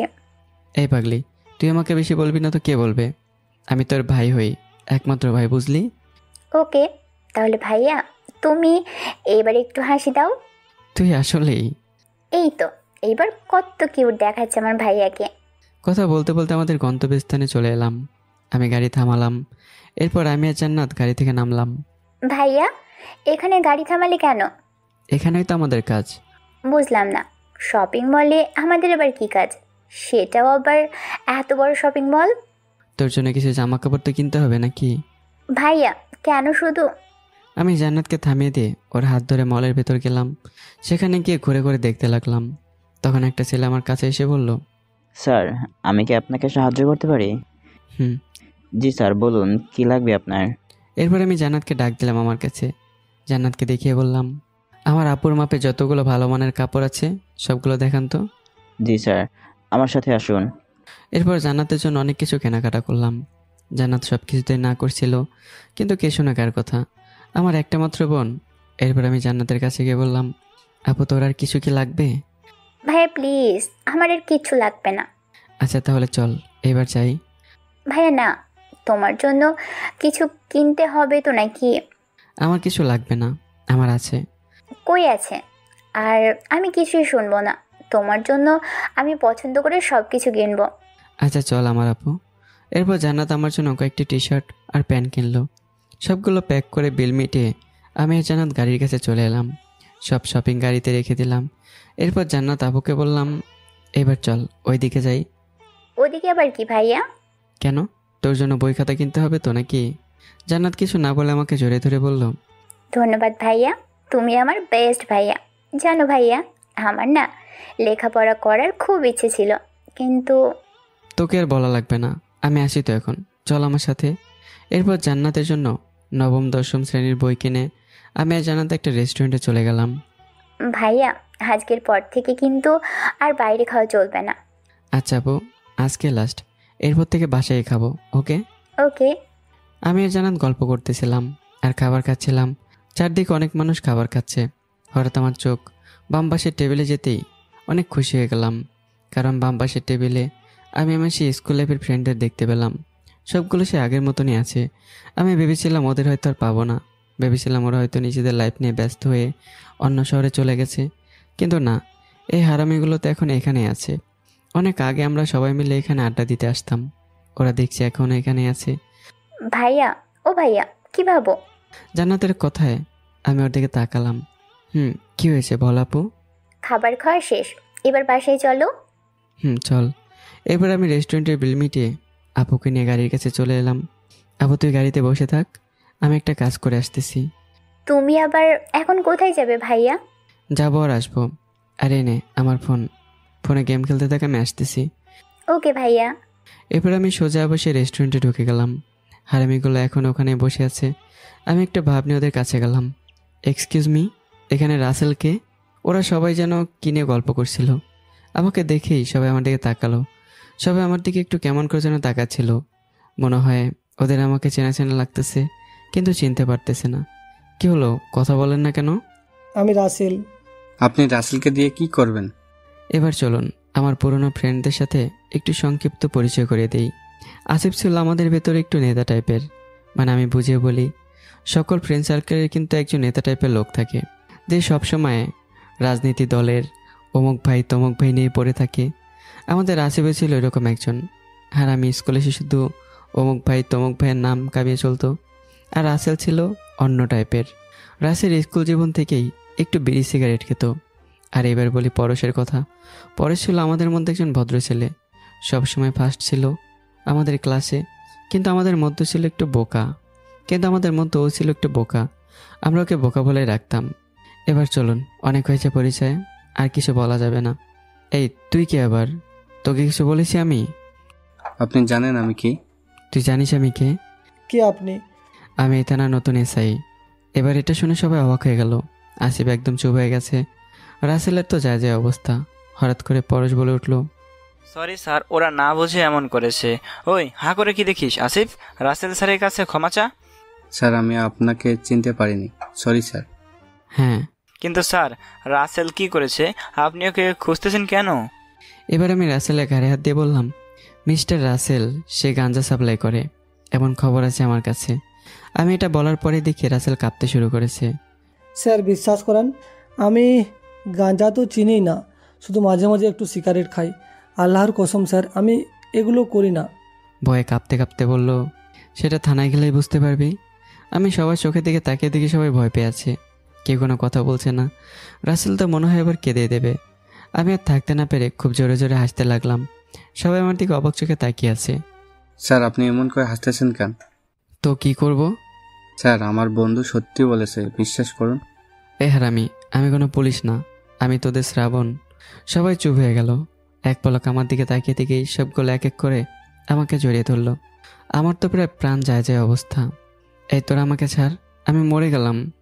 না, তোকে আজকে কোনো ছাড়াছাড়ি নেই, ছেড়ে দিলে তুই আবারও চলে যাবি। সরি প্লিজ ছেড়ে দে। এরপর ওরা আমাকে ছেড়ে দিল। ওহ, এবার ভালো লাগতেছে। ওই তুই এত দিন কোথায় ছিলি? আরে মামা, সে অনেক কথা। তো আমরা তো সেই কথা শুনতে যাচ্ছি। পরে একদিন বলবো, এখন বলতে গেলে সকাল হয়ে যাবে। শালা তুই তো আমাদের ভয়ই পাইয়ে দিয়েছিলি। মামা আওয়াজ খুলে বল প্লিজ, কোথায় ছিলি এতদিন, কি করেছিস? আর তুই পুলিশেই বা হলি কি হবে? আরে আমি কোনো পুলিশ না, আমি তো এমনিতে মজা করার জন্য বললাম। তাহলে পুলিশের কার্ড পেলি কই? আরে ওটা তো এটিএম কার্ড। এটা বলার সাথে সাথেই তিনজনে মিলে আমাকে ওরা ধরে দিল। আমার চুল এলোমেলো করে দিয়েছে একেবারে। শালা তোর মজার গুষ্টি কিলাই, তোর জন্য জানিস কি ভয় পেয়ে গিয়েছিলাম? মামা তুই দেখি এখনো সেই ভিতর ডিমি রয়ে গেছিস। শুধু আমি কেন, আমাদের নেতাও তো ভয় পেয়ে গেছে, তার কি হবে? আজব, পুলিশের কথা শুনলে যে কেউ ভয় পেয়ে যাবে। হয়েছে, আর বলা লাগবে না, আমি জানি। এখন থেকে কি এখানেই থাকবি নাকি আবার উধাও হয়ে যাবি? এখানেই থাকবো চিরকালের জন্য। তাহলে তো ভালোই হবে। হ্যাঁ, তোদের কি অবস্থা? এখন কি করিস? আমি বর্তমানে একটা কলেজের টিচার, নতুন চাকরি নিয়েছি। আর সেই কলেজের ভিপি হচ্ছে আমাদের নেতা আসিফ। বাহ, ভালো হয়েছে। আর রাসেলের কি খবর? আমি একটা প্রাইভেট কোম্পানিতে আছি। তাহলে তো তোরা খুব ভালোই আছিস সবাই। আর তোর কি অবস্থা? আরে ও আবার কি করবে, নিশ্চয়ই আঙ্কেলের কোম্পানি সামলাবে। সেটাই। ভাই তোকে দেখতে তো সেই লাগতেছে, আগের থেকে অনেক হ্যান্ডসাম হয়েছিস, তবে আগের মতো ফাজলামি করতে কিন্তু একদমই ভুলিস নাই। দেখ তো কয়টা বাজে? আরে বেশি বাজে না, মাত্র 10টা বাজে। কি 10টা? আমাকে এখন যেতে হবে। এত তাড়াতাড়ি? আজ কয়েক বছর পর দেখা হলো, আর তুই এখনই চলে যাবি? মামা একটু কাজ আছে, বাসায় যেতে হবে। কালকে দেখা করি, অনেক রাত পর্যন্ত আড্ডা দেব। হুম, আর তোর মোবাইল নাম্বার দিয়ে যা। হুম। এরপর মোবাইল নাম্বার দিলাম। এই সকলে একসাথে দাঁড়া, একটা সেলফি তুলি, অনেকদিন পরে হারামিকে পেয়েছি। ওকে। আমি ওদের কাছ থেকে চলে এলাম। এসে দেখি জান্নাত গাড়ির ভিতরে বসে আছে আর বাইরে তাকে কাকে যেন খুঁজতেছে। আমি এর সামনে আসার সাথে সাথে ও গাড়ি থেকে নেমে আমাকে জড়িয়ে তুললো আর কান্না করতে লাগলো। আমি ওকে শান্ত করে বললাম, আরে কি হয়ে যাবো, কান্না করতেছিস কেন? ভাইয়া, আমার খুব ভয় করতেছিল। একে তো নতুন শহর, কাউকে চিনি না, আবার অনেক ফাঁকা। সরি আপু, এই যে মাপ চাচ্ছি, আর কখন এমন হবে না। সত্যি তো? আমাকে সেরিতে আমার চোখের দিকে তাকালো। হ্যাঁ সত্যি আপু, এবার গাড়ি তোট, বাসায় যাই চল। চলো। আর এই যে তোমার মোবাইল। হ্যাঁ। এরপর গাড়ি ড্রাইভ করে বাসায় চলে এলাম। বাসায় এসে গাড়ি সাইড করে রেখে বাসার ভেতরে গেলাম। আপু আজকে খুব ক্লান্ত লাগতেছে শরীরটা, আমি ঘুমিয়ে গেলাম। ভাইয়া। আর তুই একে ঘুমা, কালকে সকালে তোকে নিয়ে এক জায়গায় যাব। আচ্ছা ভাইয়া। এরপর বিছানায় গিয়ে শুয়ে পড়লাম। ভাবতে লাগলাম কত হ্যাপি লাইফ ছিল আমার, আর এই সব কিছু রেখে আমি কেন ঢাকায় গেলাম, আর কি পেলাম ঢাকা গিয়ে। এগুলো ভাবতে ভাবতে কখন যে ঘুমিয়ে গেছি মনেই নেই। সকালবেলা শান্তিতে ঘুমিয়েছিলাম, হঠাৎ মিষ্টি একটা কণ্ঠস্বরে আমার ঘুম ভাঙলো। আমি জানি এটা আমার আপু ছাড়া কেউ না। আমি চোখ খুলে দেখি আপু কফি হাতে নিয়ে দাঁড়িয়ে আছে। ভাইয়া গুড মর্নিং। গুড মর্নিং আমার সুইট আপু। ভাইয়া, আমি কফি এই যে তোমার টেবিলের উপর রেখে যাচ্ছি, ফ্রেশ হয়ে খেয়ে নিও। তুই আবার এখন কোথায় যাবি? কেন রান্না করা লাগবে না? তোর রান্না করা লাগবে না, আমি ফোন করে এক্ষুনি। কোনো দরকার নেই, আমি রান্না করতে পারি, আর রান্না প্রায় শেষ। আজকে রান্না করছিস ভালো কথা, কাল থেকে কাজের আন্টি এসে রান্না করে দিয়ে যাবে। ভাইয়া। এটাই আমার শেষ কথা। এরপর জান্নাত মুখ ফুলে চলে গেল। আমি জানি জান্নাতের জীবন অনেক কষ্ট সহ্য করেছে, তাই আমি চাই না আমার আপু আমার চোখের সামনে কাজ করুক। আমি এগুলো নিয়ে চিন্তা না করে ফ্রেশ হতে চলে গেলাম। ফ্রেশ হয়ে এসে কফি খেতে লাগলাম। অপরদিকে আদিবার পুরো বাসা সাজানো হয়েছে, অনেক লাইটিং করা হয়েছে, খুব সুন্দর করে সাজানো হয়েছে প্রত্যেকটা রুম। সুন্দর করে সাজানোরই কথা, কারণ এই শহরের বড় একজন ব্যবসায়ীর একমাত্র মেয়ের বিয়ে বলে কথা। সবাই খুব খুশি, সকলের মনে যেন বিয়ের ভাব লেগে আছে, কিন্তু আদিবা যেন কিছুতেই খুশি হতে পারতেছে না। ওর মনে হচ্ছে কিছু একটা ওর নেই। আদিবা তার নিজের রুমে এসে এগুলো ভাবছিল। বাইরে অনেক হইচই হচ্ছে, অনেক লোকজনের কথাবার্তার শব্দ আর সাউন্ড বক্সের গান। ওর জন্য অসহ্য লাগছিল, তাই চুপচাপ নিজের রুমে বসে আছে। শ্রাবণ এখন কি করতেছে?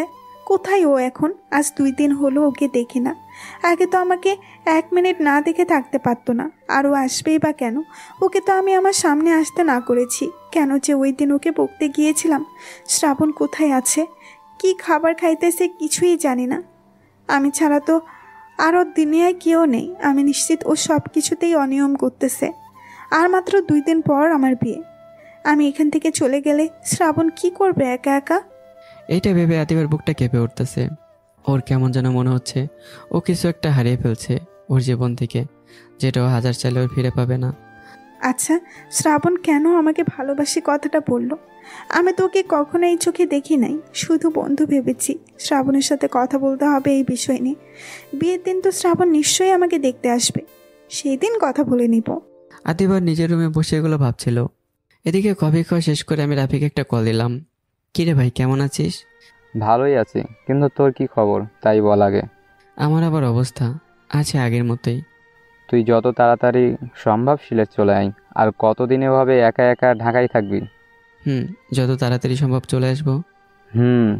তোর বাসায় সবাই কেমন আছে? আছে ভালোই সবাই, শুধু তোকে একবার দেখতে চাই। খুব তাড়াতাড়ি দেখা হবে সকলের সাথে। এরপর আরও কিছু কথা বলে ফোন রেখে দিলাম। এরপর আমি আরেকটা নাম্বারে কল দিলাম। নাম্বারটা ছিল নাসির আঙ্কেলের। কিছু সময় রিং হওয়ার পর কল রিসিভ করলো। হ্যালো স্যার, বলুন। অফিসে মোট কতজন স্টাফ আছে? 38 জন স্যার, আর 2 জন পিয়ন। হ্যাঁ, সবাইকে একটা কথা জানিয়ে দিন। কি কথা স্যার, বলুন। আমি কালকে অফিসে জয়েন করব, তাই সকলে যেন সময় মতো অফিসে চলে আসে। Okay sir. এরপর ফোন রেখে দিলাম। জান্নাত নিচ থেকে ডাকাডাকি করতেছে, তাই আমি নিচে চলে এলাম।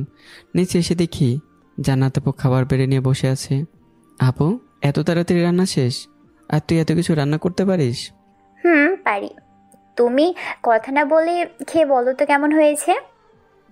তুইও বসে পড়। এরপর দুজনে একসাথে খেতে লাগলাম। অসাধারণ হয়েছে, একদম ফাটিয়ে দিয়েছিস। ধন্যবাদ ভাইয়া। হ্যাঁ। আচ্ছা ভাইয়া, তুমি কাল রাতে বলেছিলে সকালে আমাকে নিয়ে কোথাও যাবে। কোথায় যাব আমরা? তোকে নিয়ে স্কুলে যাব, স্কুলে ভর্তি করতে হবে না? ভাইয়া। এরপর সকালের খাবার শেষ করে আমি আমার রুমে চলে এলাম আর জান্নাতকে রেডি হতে বললাম। ওকে নিয়ে স্কুলে গিয়ে ভর্তি করিয়ে দিয়ে আসবো। রেডি হয়ে বসে থাকলাম, হঠাৎ করে মোবাইলের দিকে চোখ চলে গেল আর আদিবের কথা আবার মনে পড়ে গেল, কারণ মোবাইলের ওয়ালপেপারে যে আদিবের ছবি দেওয়া। ভাবতে লাগলাম কতই না সুন্দর ছিল আমাদের জীবন। দুজনে কলেজে যেতাম, সারাদিন আড্ডা দিতাম, মাঝে মাঝে ঘুরতে যেতাম, আবার কখনো কখনো আদিবার আবদার রাখতে গিয়ে কলেজ ফাঁকে দিয়ে সিনেমা হল। আদিবার এক টুকরো হাসি দেখার জন্য জীবনে কত কিছু না করেছি। জীবনটা কি অদ্ভুত।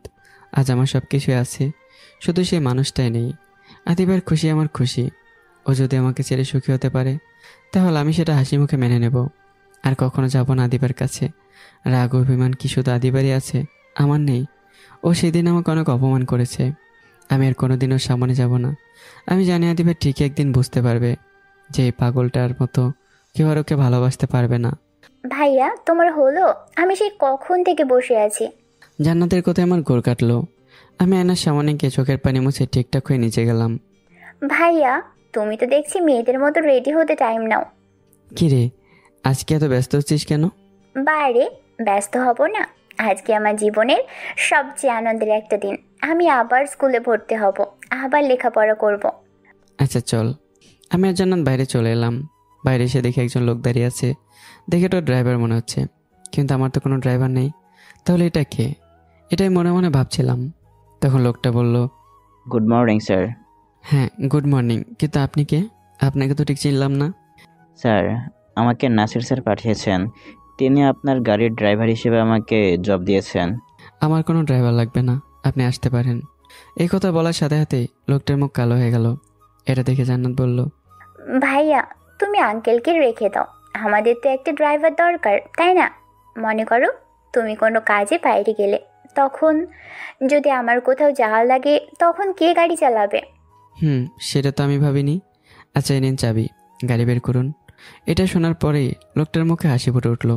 বুঝলাম লোকটা খুব খুশি হয়েছে, তার হয়তো এই চাকরিটার খুব দরকার ছিল। আমি আর জান্নাতের পর গাড়িতে করে সোজা স্কুলে চলে এলাম। এইটাই সেই স্কুল যেখানে আমি অনেক আগে লেখাপড়া করেছি। আমি গাড়ি থেকে নেমে গেলাম, জান্নাতও গাড়ি থেকে নামলো। ওকে দেখে খুব খুশি খুশি লাগতেছে। আপনি এখানে গাড়ি নিয়ে অপেক্ষা করুন, আমরা আসতেছি। Okay sir. এরপর আমি আর জান্নাত ভেতরে প্রবেশ করলাম। স্কুলটা অনেক পরিবর্তন হয়ে গেছে। আগে মাত্র 2টা বিল্ডিং ছিল, আর এখন 5টা বিল্ডিং দেখতেছি, অনেক বড় বড়। আমি একজনের সাহায্য নিয়ে হেড স্যারের রুমে গেলাম। May I coming sir? Come in. ধন্যবাদ স্যার। বসুন। বলুন আপনাকে আমি কীভাবে সাহায্য করতে পারি? স্যার এই যে ও আমার বোন, ওকে এবার 10ম শ্রেণীতে ভর্তি করাতে চাচ্ছিলাম। কাগজপত্র দিন। এই যে স্যার। কিছুক্ষণ কাগজপত্র দেখার পর, ওয়াও, অনেক ভালো রেজাল্ট তো পিএসসি এবং জেএসসি পরীক্ষায়। তোমার নাম কি মামনি? জি স্যার, জান্নাতুল। খুব ভালো নাম। তোমার মতো একজন স্টুডেন্ট আমাদের দরকার ছিল, আর এখন থেকে আরও ভালো করে লেখাপড়া করবে, কেমন? জি স্যার। আচ্ছা তাহলে আমি ওকে ভর্তি করে নিলাম। ধন্যবাদ স্যার। আর তুমি কবে থেকে ক্লাস করতে চাও জান্নাত? চাইলে তুমি আজকে থেকেই শুরু করতে পারো। ক্লাস শুরু হতে এখনও 15 মিনিট বাকি। স্যার আমি আজ থেকেই ক্লাস শুরু করতে চাই। আচ্ছা ঠিক আছে।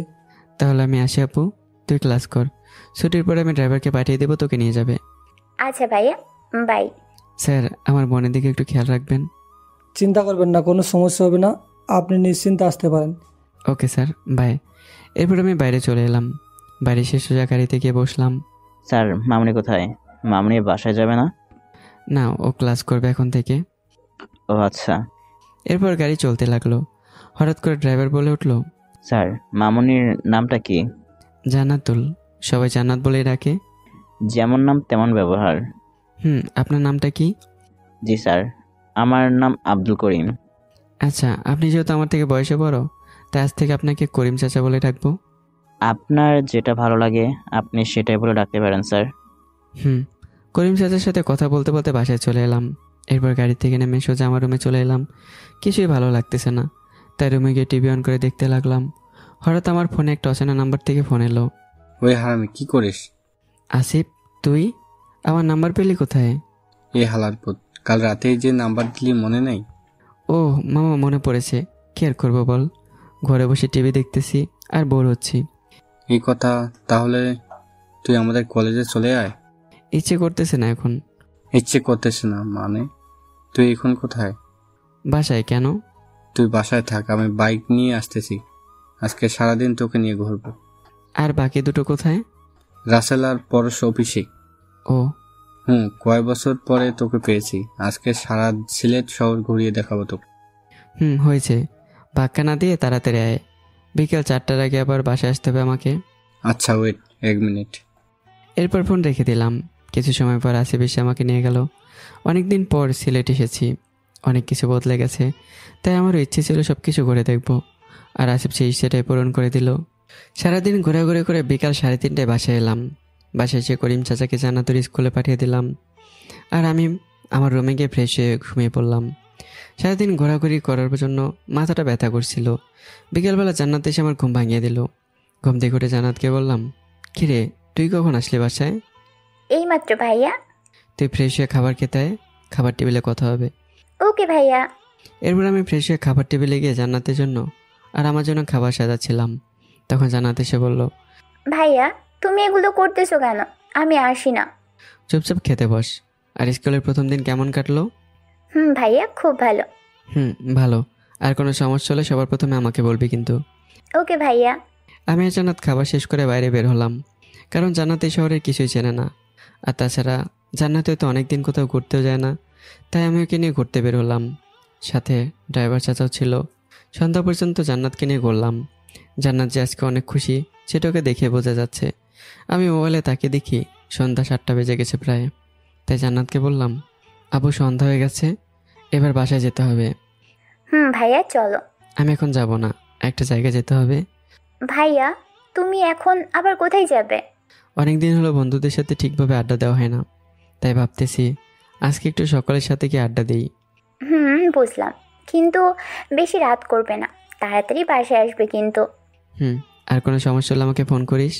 তখনই মনে পড়লো জান্নাতের তো কোনো মোবাইল নেই, তাই আর বেশি কথা বললাম না। চাচা, জান্নাতের কোনো সমস্যা হলে আমাকে ফোন দিন তো। Okay sir. আরে চাচা, স্যার বলা লাগবে না, আপনি আমাকে অন্য কিছু বলে ডাকেন কেমন? আচ্ছা বাবা। এবার ঠিক আছে। এরপর জান্নাতকে গাড়িতে উঠিয়ে দিয়ে হারামিগুলোর কাছে গেলাম। আজকে আড্ডা কোনো রেস্টুরেন্টে নয়, আজকের আড্ডা হবে আমাদের শহরের একটা ছোট্ট নদীর পাড়ের বেঞ্চে বসে। আমি ওদের কাছে যাওয়ার সাথে সাথেই, স্যার এতক্ষণ সময় হলো? আরে তুই চুপ থাক, ভিতর ডিম। মামা ঠিক বলেছিস, রাসেল আসলে একটা ভেতু। এইসব বাদ দে, আগে তুই বল এতদিন কোথায় ছিলি? আরে ভাই, ছিলাম ঢাকায়, একটা বাসায় ভাড়া থাকতাম আর লেখাপড়া করতাম। বাহ বাহ, লেখাপড়া করতে ছেলে একেবারে ঢাকা চলে গেছিল? ধুর শালা, এইভাবে অনেক সময় আড্ডা দিয়ে রাত 10টার দিকে বাসায় গেলাম। বাসায় গিয়ে দেখি আমার আপু বই পড়তেছে। আমি ওর কাছে গিয়ে বললাম, আপু আর কত সময় বই পড়তে হবে? ভাইয়া আমার অনেক পড়া বাকি, কিছুদিন পরে আবার পরীক্ষা আছে। বুঝলাম, কিন্তু এখন তো কিছু খেতে হবে নাকি? এরপর আমি আর জান্নাত রাতের খাবার খেয়ে নিলাম। জান্নাত রুমে গিয়ে পড়তে লাগলো। আমি আমার রুমে যাওয়ার আগে জান্নাতকে বললাম, আপু কাল আমাকে সকাল সকাল ডেকে দিস তো। কেন ভাইয়া? কালকে আমি অফিসে জয়েন করব। ভাইয়া তোমার অফিস আমিও দেখব। সময় হলে আমি তোকে নিয়ে যাব একদিন। লাভ ইউ ভাইয়া। Love you too, good night. এরপর আমি আমার রুমে এসে সোজা ঘুমের দেশে চলে গেলাম। অপরদিকে রাত প্রায় তখন 10টা বাজে। আদিবার কিছুতেই ঘুম আসতেছে না, সারাক্ষণ ওর মাথায় শুধু আমার কথাই ঘুরতেছে। এসব কী হচ্ছে ওর সাথে কিছুই বুঝতেছে না। রাতে আদিবা ঘুমিয়েছিল, কিন্তু হঠাৎ করে আদিবা স্বপ্ন দেখলো ওর বিয়ে হয়ে যাচ্ছে আর আমি সুইসাইড করতে যাচ্ছি। এই বাজে স্বপ্ন দেখে আদিবা ঘুম থেকে উঠে পড়ে। আর এখন আর ঘুম আসতেছে না। ওর কেন যেন মনে হচ্ছে ওই ছেলের সাথে বিয়ে হলে খুশি থাকতে পারবে না। আদিবা নিজে নিজের মনকে প্রশ্ন করলো, আমি কি তাহলে শ্রাবণকে ভালোবেসে ফেললাম? না না, এটা হতে পারে না। তাহলে কেন বারবার মনে হচ্ছে আমি শ্রাবণকে ছাড়া বাঁচব না? না, আমাকে কালকেই এই বিয়ে আটকিয়ে দিতে হবে, না হলে জীবনে অনেক বড় ভুল করে ফেলবো। আদিবার যেন চোখে ঘুমিয়ে আসতেছে না। সারা রাত আমার চিন্তা করতেই লাগলো। আমার কথা চিন্তা করতে করতে কখন যে ঘুমিয়ে গেছে সে নিজেও জানে না। এদিকে আমি সকালবেলা ঘুমিয়েছিলাম, তখনই জান্নাত আমার রুমে এলো। আমার রুমে এসে দেখে আমি ঘুমিয়ে আছি। জান্নাত আমাকে ডাকতে লাগলো, ভাইয়া ও ভাইয়া ওঠো, সকাল হয়ে গেছে। তুই যা, আমার ঘুম পাচ্ছে খুব। ভাইয়া আজকে না তোমার অফিসের প্রথম দিন? জান্নাতের কথা শুনে আমার ঘুম ভেঙে গেল। আমি ঘুম থেকে উঠে পড়লাম। কয়টা বাজে এখন? বেশি বাজে নাই, 8টা বাজে মাত্র। তুই নিচে যা, আমি ফ্রেশ হয়ে আসতেছি। আচ্ছা ভাইয়া, তাড়াতাড়ি এসো, আমি খাবার টেবিলে বসে আছি তোমার জন্য। এরপর আমি ফ্রেশ হতে চলে গেলাম। ফ্রেশ হয়ে এসে একটা জিন্সের প্যান্ট এবং কালো রঙের একটা শার্ট ম্যাচিং করে পরে নিলাম। এরপর রুম থেকে বেরিয়ে সোজা খাবার টেবিলে বসে পড়লাম। ভাইয়া তোমাকে তো আজকে পুরাই নায়কের মতো লাগতেছে। হ্যাঁ আল্লাহ, মেয়ে বলে কি? সত্যি বলতেছি ভাইয়া। আর পাকনা কথা না বলে চুপচাপ খেয়ে নিন, আমাদের এক্ষুনি বের হতে হবে। ওকে ভাইয়া। এবার আমি আর জান্নাত খাবার খেয়ে গাড়ি নিয়ে বেরিয়ে গেলাম। জান্নাতকে ওর স্কুলে নামিয়ে দিয়ে আমি আমার অফিসের উদ্দেশ্যে রওনা দিলাম। আজ অনেক দিন পর সেই চিরচেনা অফিসের সামনে চলে এলাম। ছোটোবেলা অনেকবার এসেছি এখানে আব্বুর সাথে, এখন খুব মিস করি সেই দিনগুলো। আমি গাড়ি থেকে নামার সাথে সাথেই নাসির আঙ্কেল চলে এলেন। স্যার আসতে কোনো অসুবিধা হয়নি তো? না। ওকে স্যার, ভিতরে চলুন, সবাই আপনার জন্য অপেক্ষা করতেছে। চলুন। এবার আমি অফিসের ভিতরে পা রাখলাম। আগে বলে রাখি, অফিসটা মোট 3 তলার। আমি ভেতরে প্রবেশ করে দেখি অনেক লোক হাতে ফুল নিয়ে দাঁড়িয়ে আছে। সবাই তো আমাকে শুভেচ্ছা জানানোর জন্য ফুল এনেছে। এক পলকে সবাইকে একবার দেখে নিলাম। রাফি এখানে আছে। রাফি শুধু চোখ বড় বড় করে আমার দিকে তাকিয়ে আছে।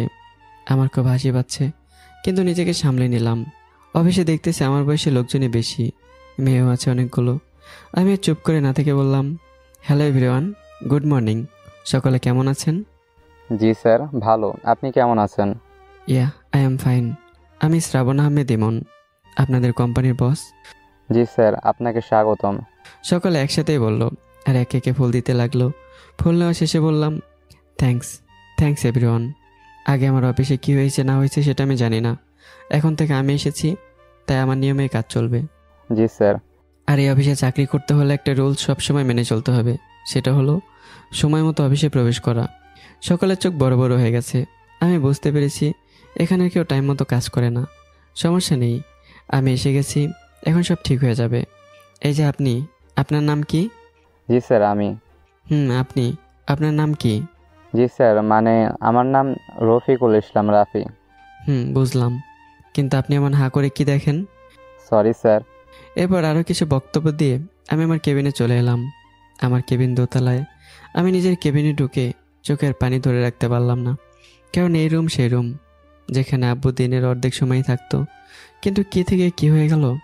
আমি চোখ মুছে নিজের চেয়ারে বসে পড়লাম। কিছু সময় বসে থাকার পর নাসির আঙ্কেলকে ডাক দিলাম। জি স্যার, বলুন। আগে আপনি বসুন, তারপর বলতেছি। ওকে স্যার, এইবার বলুন। এই অফিসে এতদিন কি হয়েছে না হয়েছে সব কিছু রিপোর্ট আমার কালকের মধ্যেই চাই। আচ্ছা স্যার, সব ফাইল আছে উপরের তলায়, আমি সেইগুলো খুঁজে বের করে আপনার কাছে দিয়ে যাব। হ্যাঁ, আমার কেন জানি মনে হচ্ছে এই অফিসে অনেক গোলমাল আছে। কেন স্যার, আপনার এমন মনে হলো? আমি যখন এই অফিসে ঢুকেছি তখনই কয়েকজনকে দেখে আমার সুবিধা লাগেনি। আমি যেখানে জয়েন করেছি সেটাতে তারা কেমন যেন খুশি হতে পারেনি। সে কে স্যার? মিস্টার রাফি, তাই না? আপনার মাথাটা দেখে একদম গেছে। রাফি আমার বন্ধু, সেটা আপনি ভুলে গেছেন? কিন্তু স্যার, তাহলে আপনি যে নিচে বসে রাফিকে নাম জিজ্ঞেস করলেন? শিট, আপনি আমাকে পাগল করে দেবেন। আমি তো জাস্ট ওর সাথে মজা করেছি। স্যার, আমি বুঝতে পারি নাই। আপনি এখন আসুন, আপনার কাজ করুন। Okay sir. আর শুনুন, রাফিকে আমার কেবিনে পাঠিয়ে দিন। Okay sir. আমি মনে মনে ভাবতে লাগলাম, আজকে রাফিকে কি বোকাটাই না বানালাম। ও বেচারা সকলের সামনে তো একদম বেকুব হয়ে গেছে। যাই হোক, দেখি হারামিটা এখন আমার কাছে এসে কি বলে। একটু পরে টের পেলাম রাফি এসেছে। May I come in sir? আমার যে হাসি পাচ্ছিল তা বলে বোঝাতে পারবো না, তাই হেসে এসে বললাম, কিরে হারামি, কি স্যার করতেছিস? রাফি আমার এই হাসি দেখে আবার অবাক হলো আর ভেতরে ঢুকে বলল, তুই তাহলে সেই শ্রাবণ? কেন, কোনো সন্দেহ? তাহলে তুই বাইরে আমাকে ওগুলো বললি কেন? আরে ভাই, আমি তোর সাথে একটু মজা করলাম। রাখ তোর মজা, আগে বল এসবের মানে কি? তুই আমাদের অফিসের বস কি করে? শুনতেই হবে তাহলে? তাড়াতাড়ি বল। এরপর আমি রাফিকে বলতে শুরু করলাম, আমার আব্বুরা মোট 4 ভাই বোন ছিল। আব্বু ছিল তার ভিতরে সব থেকে ছোট। আব্বু তখন সবেমাত্র লেখাপড়া শেষ করে বেকার ঘুরে বেড়াচ্ছিল। এতে অবশ্য কারো কোনো মাথা ব্যথা ছিল না, কারণ আমি শুনেছি পরিবারের ছোট ছেলে হয়ে আব্বুকে সবাই অনেক ভালোবাসতো। সব কিছু ঠিকঠাকই চলছিল, কিন্তু আব্বুকে একদিন আম্মু ফোন দিয়ে বলে যে আব্বুর বিয়ে ঠিক করে ফেলেছে তার বাবা। আগে বলে রাখি, আব্বু আর আম্মুর প্রায় 4 বছরের রিলেশন ছিল। তারা দুজনকে অনেক ভালোবাসতো। এরপর হঠাৎ একদিন আব্বু আম্মু কাউকে না জানিয়ে বিয়ে করে ফেলে। এরপর আব্বু আম্মুকে নিয়ে তার বাসায় যায়, কিন্তু বাসায় যাওয়ার পরেও সবাই তাদের মেনে নেওয়ার পরেও আমার দাদু আব্বু আর আম্মুকে মেনে নেয়নি। তার কারণ দাদু নাকি তার বন্ধুর মেয়ের সাথে আব্বুর বিয়ে ঠিক করে রেখেছিলেন। তাই দাদু আব্বু আর আম্মুকে সেদিন রাতে বাসা থেকে বের করে দেন। আব্বুর কাছ থেকে শুনেছি দাদু নাকি অনেক রাগী মানুষ ছিলেন, তাই কেউ তার কথার উপর দিয়ে কথাই বলতে পারতো না। আব্বুর ওই বাড়িতে না থেকে আম্মুর হাত ধরে বাসা থেকে বের হয়ে যায়। এরপর বাসা থেকে বের হয়ে আব্বু কোথায় যাবে কি করবে কিছুই বুঝে উঠতে পারছিল না। তাই সে বাধ্য হয়ে তার সবচেয়ে প্রিয় বন্ধু আলতাফকে ফোন করে। আলতাফ আঙ্কেল সব কিছু শুনেই সাথে সাথে আব্বু আম্মুকে তার বাসায় নিয়ে যান। এভাবে 10 দিন কেটে যায়। আব্বু অনেক চাকরির চেষ্টা করেছে, কিন্তু কোনো কাজই হচ্ছিল না। সকলের একই কথা, এক্সপিরিয়েন্স নেই। এটাতেই জাস্ট মুখের কথা, আসল কথা হচ্ছে টাকা ছাড়া কোনো চাকরি নেই। এই কয়েকদিন আব্বু অনেকগুলো ইন্টারভিউ দিয়েছিল, কিন্তু কোনো লাভ হয়নি। আব্বুর ইচ্ছে ছিল সে নিজের একটা কোম্পানি খুলবে। ভেবেছিল লেখাপড়া শেষ করে দাদুর কাছ থেকে কিছু টাকা নিয়ে একটা প্রাইভেট কোম্পানি খুলবে, কিন্তু তার কিছুই হলো না। এখন তো আব্বু একটা সামান্য চাকরি খুঁজে পাচ্ছে না, তাই আব্বু অনেক ভেঙে পড়েছিল। আব্বুর বন্ধু বিষয়টি বুঝতে পারেন, আর তিনি আব্বুর প্ল্যান সম্পর্কেও জানতেন। তাই তিনি অনেক চিন্তাভাবনা করে সিদ্ধান্ত নিলেন যে আব্বুকে তিনি একটা প্রাইভেট কোম্পানি খুলে দেবেন। কিন্তু তিনি খুব ভালো করে জানতেন যে আব্বু তার কাছ থেকে কোনো সাহায্য নেবেন না। তাই তিনি একটু আলাদাভাবে প্ল্যান করে। তিনি আব্বুকে বলেন যে কোম্পানি প্রতিষ্ঠান করতে যত টাকা লাগবে সবগুলো তিনি দেবেন। তার বিনিময়ে আব্বুকে তার মেধা কাজে লাগিয়ে এগিয়ে চলতে হবে। এতে আব্বু অতি সহজে রাজি হয়ে যায়। ব্যাস, এইভাবেই তৈরি হয় এবি গ্রুপ। আমি কথাগুলো বলে টেবিলের উপর থাকা বোতল থেকে পানি খেয়ে নিলাম। তখনই রাফি উত্তেজিত হয়ে বলল, তাহলে আলতাফ স্যারের কি হলো? তিনি এখন কোথায়? তিনি এখন লন্ডনে। লন্ডনে মানে? এত বড় কোম্পানি রেখে তিনি লন্ডনে কি করেন? তাহলে শোন, আমি আবারও বলতে শুরু করলাম। আব্বু আর আঙ্কেলের এই কোম্পানি তৈরি করতে অনেক কষ্ট হয়েছিল। প্রথম তো কোনো প্রজেক্টই তারা পাচ্ছিল না। দেখতে দেখতে কোম্পানির 1 বছর পার হয়ে যায়, কিন্তু এখনও কোম্পানির কোনো লাভ হয়নি, বরং ব্যাংকে অনেক লোন পড়ে গেছে। আলতাফ আঙ্কেলের কাছে কোনো টাকা ছিল না, তাই তারা দুজনে এক ডিপ্রেশনের মধ্যে চলে যাচ্ছিল। কিন্তু হঠাৎ একদিন অনলাইনে তারা একটা প্রজেক্ট পেল, যে প্রজেক্ট দেখে তাদের মাথা ঘুরে পড়ার অবস্থা। কারণ প্রজেক্টটা ছিল একটা বিদেশি কোম্পানির, লন্ডন থেকে। এটা কিভাবে তারা পেল বুঝতেই পারছিল না। হয়তো এটাই তাদের ভাগ্য। আর এই প্রজেক্টটি বাংলাদেশি মূল্য ছিল 10 কোটি টাকা। তাই আব্বু আর আঙ্কেল সব কিছু বাদ দিয়ে এই প্রজেক্টের পিছনেই লেগে যায়। অনেক কঠিন একটা প্রজেক্ট ছিল। অবশেষে 28 দিনের মাথায় প্রজেক্টটা সম্পূর্ণ করে ফেলে। লন্ডন থেকে উক্ত অফিসের মালিক মিস্টার হ্যারি কুইলো আসেন, যেটা আব্বু আর আঙ্কেলের কাছে স্বপ্নের মতো ছিল। এরপর আব্বু অনেক সুন্দর করে প্রজেক্টটা প্রেজেন্টেশন করে, যেটা দেখে মিস্টার হ্যারি অনেক হ্যাপি হয়ে যায়।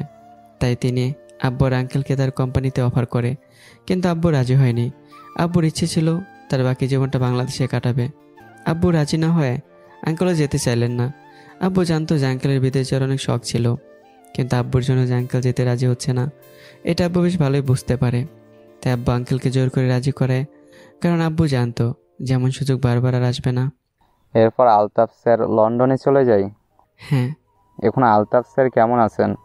তিনি অনেক ভালো আছেন। আমার সাথে মাঝে মাঝে ভিডিও কলে কথা হয়। তিনি আব্বুর কথা বলে শুধুই কান্না করে।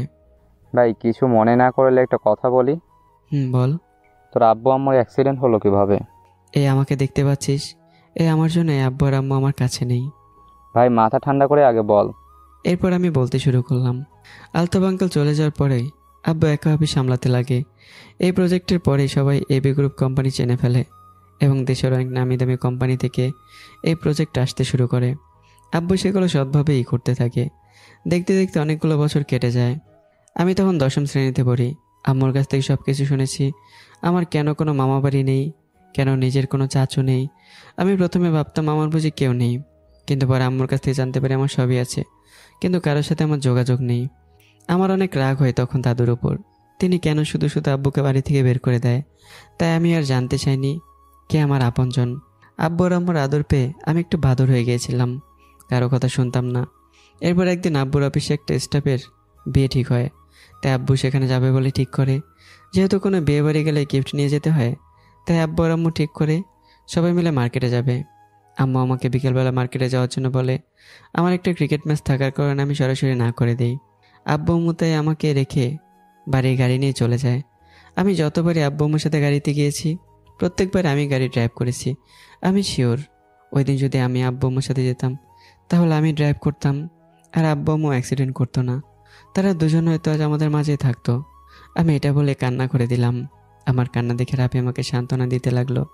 ভাই এখনো তোর কোনো দোষ নেই, এটা জাস্ট একটা অ্যাক্সিডেন্ট ছিল। আমি গেলে আর হয়তো অ্যাক্সিডেন্ট হতো না। দেখ ভাই, দুর্ঘটনা বলে আসে না, দেখা যায় তুই গেলেও অ্যাক্সিডেন্ট হতে পারতো, তাই শুধু শুধু নিজেকে কেন দোষ দিচ্ছিস? হয়তো। কিছু সময় আমি রাফি চুপ করে থাকলাম। এরপর রাফি বলল, কিন্তু দোস্ত, আমি একটা বিষয় বুঝলাম না। কি বিষয়? তুই এত বড় বাড়ি, এত বড় গাড়ি, এত বড় অফিস সব কিছু ছেড়ে ঢাকায় গেলি কেন? নিজের উপরে রাগ করে। মানে? নিজের উপরে আমার এত রাগ হয়েছিল যে আমি কয়েকবার সুইসাইড পর্যন্ত করতে গিয়েছিলাম, কিন্তু বিশ্বাস কর আম্মুর জন্য পারিনি। বারবার শুধু আম্মুর মুখ ভেসে উঠতো আমার চোখের সামনে। যখন আব্বু আম্মু আমার চোখের সামনে ছিল তখন বুঝতে পারিনি যে আব্বু আম্মু কী জিনিস। আর থাকতে পারতেছিলাম না এই বিষাক্ত শহরে, তাই সব কিছু নাসির আঙ্কেলের উপর ছেড়ে দিয়ে আমি অজানা এক গন্তব্যে চলে যাই, যেখানে গিয়ে তোর সাথে দেখা হয়। সাধারণভাবে চলতে থাকি। এতে কিছুটা হলেও কষ্ট ভুলে থাকতে পেরেছিলাম। আদিবাকে পেয়ে তো ভুলে গিয়েছিলাম যে কষ্ট কি। আমি তো ভেবেছিলাম আর এই শহরে আসবই না, কিন্তু কি? একজনের অবহেলা আর কষ্ট আবার এই শহরে ফিরে আসতে বাধ্য করলো। কি হয়েছে তোর সাথে? আমাকে সব খুলে বল। থাক না, বাদ দে সব। বাদ দিব কেন? তুই সব খুলে বল আমাকে। এরপর আমি রাফিকে সব কিছু খুলে বললাম। আদিবার অবহেলা থেকে শুরু করে জান্নাতের কথা। কি আবিদা তোকে এইগুলো বলেছে? ওর এত বড় সাহস কোথায় পেলো যে তোকে এতিম বলে, আবার টাকার গরম দেখায়? দোস্ত এসব বাদ দে না, আমি সব কিছু ভুলে গিয়েছি প্রায়। তুই যতই মুখে বলিস না কেন, তুই যে ভুলে গেছিস আবিদাকে, কিন্তু আমি তো জানি তুই আবিদাকে কতটা ভালোবাসিস। তুই কি ওকে জীবনও ভুলতে পারবি? কি হলো বল আমাকে। দোস্ত না, আমার শরীরে যতক্ষণ পর্যন্ত রক্ত চলাচল করবে আমার পক্ষে ততক্ষণ পর্যন্ত আদিবাকে বলে থাকা সম্ভব নয়। খুব খারাপ লাগতেছে আবিদার জন্য। একটা নিষ্পাপ ভালোবাসা বুঝলো না। আবিদার বিয়ে কবে? আর 2 দিন পরে। চল। কোথায়? ঢাকা। ঢাকা গিয়ে কি করব? আবিদাকে জোর করে তুলে নিয়ে আসবো। রাফি তুই চুপ করে এখানে বস। আর যাই হোক না কেন, জোর করে কখনো ভালোবাসা হয় না। কিন্তু? কোনো কিন্তু নয়। আমি আর আমার জীবনে আদিবাকে চাই না। আমি একাই ভালো আছি। আর সারা জীবন না হয় আদিবার স্মৃতি আঁকড়ে ধরে বেঁচে থাকবো। রাফি বুঝতে পেরেছে যে আমার মন খারাপ হয়ে গেছে। তাই রাফি বলল, বাদ দে এইসব, এখন বল জান্নাতের সাথে পরিচয় করিয়ে দিচ্ছিস কখন? আজকে সন্ধ্যায় বাসায় চলে আয়, পরিচয় করে দেব। আসবো, কিন্তু তোর বাসার ঠিকানা তো আর আমি জানি না। হ্যাঁ সেটাই তো। এরপর আমার বাসার ঠিকানা দিলাম। আমি তখন ঘড়িতে তাকিয়ে দেখি দুপুর 1টা বেজে গেছে। এই কয়টা বাজে খেয়াল আছে? কয়টা বাজে? মাত্র 1টা বাজে। দুপুর হয়ে গেছে, কিছু খেতে হবে তো নাকি? চল ক্যান্টিনে গিয়ে কিছু খেয়ে নেই। না, আজকে তোকে আমার সবচেয়ে ফেভারিট রেস্টুরেন্টে নিয়ে যাব। আচ্ছা চল তাহলে।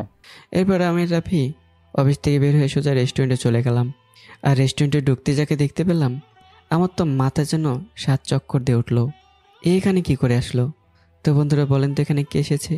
যদি জেনে থাকেন তাহলে অবশ্যই কমেন্ট করে জানান। আর হ্যাঁ, এর পরবর্তী পর্বে বাকিটা জানানো হবে।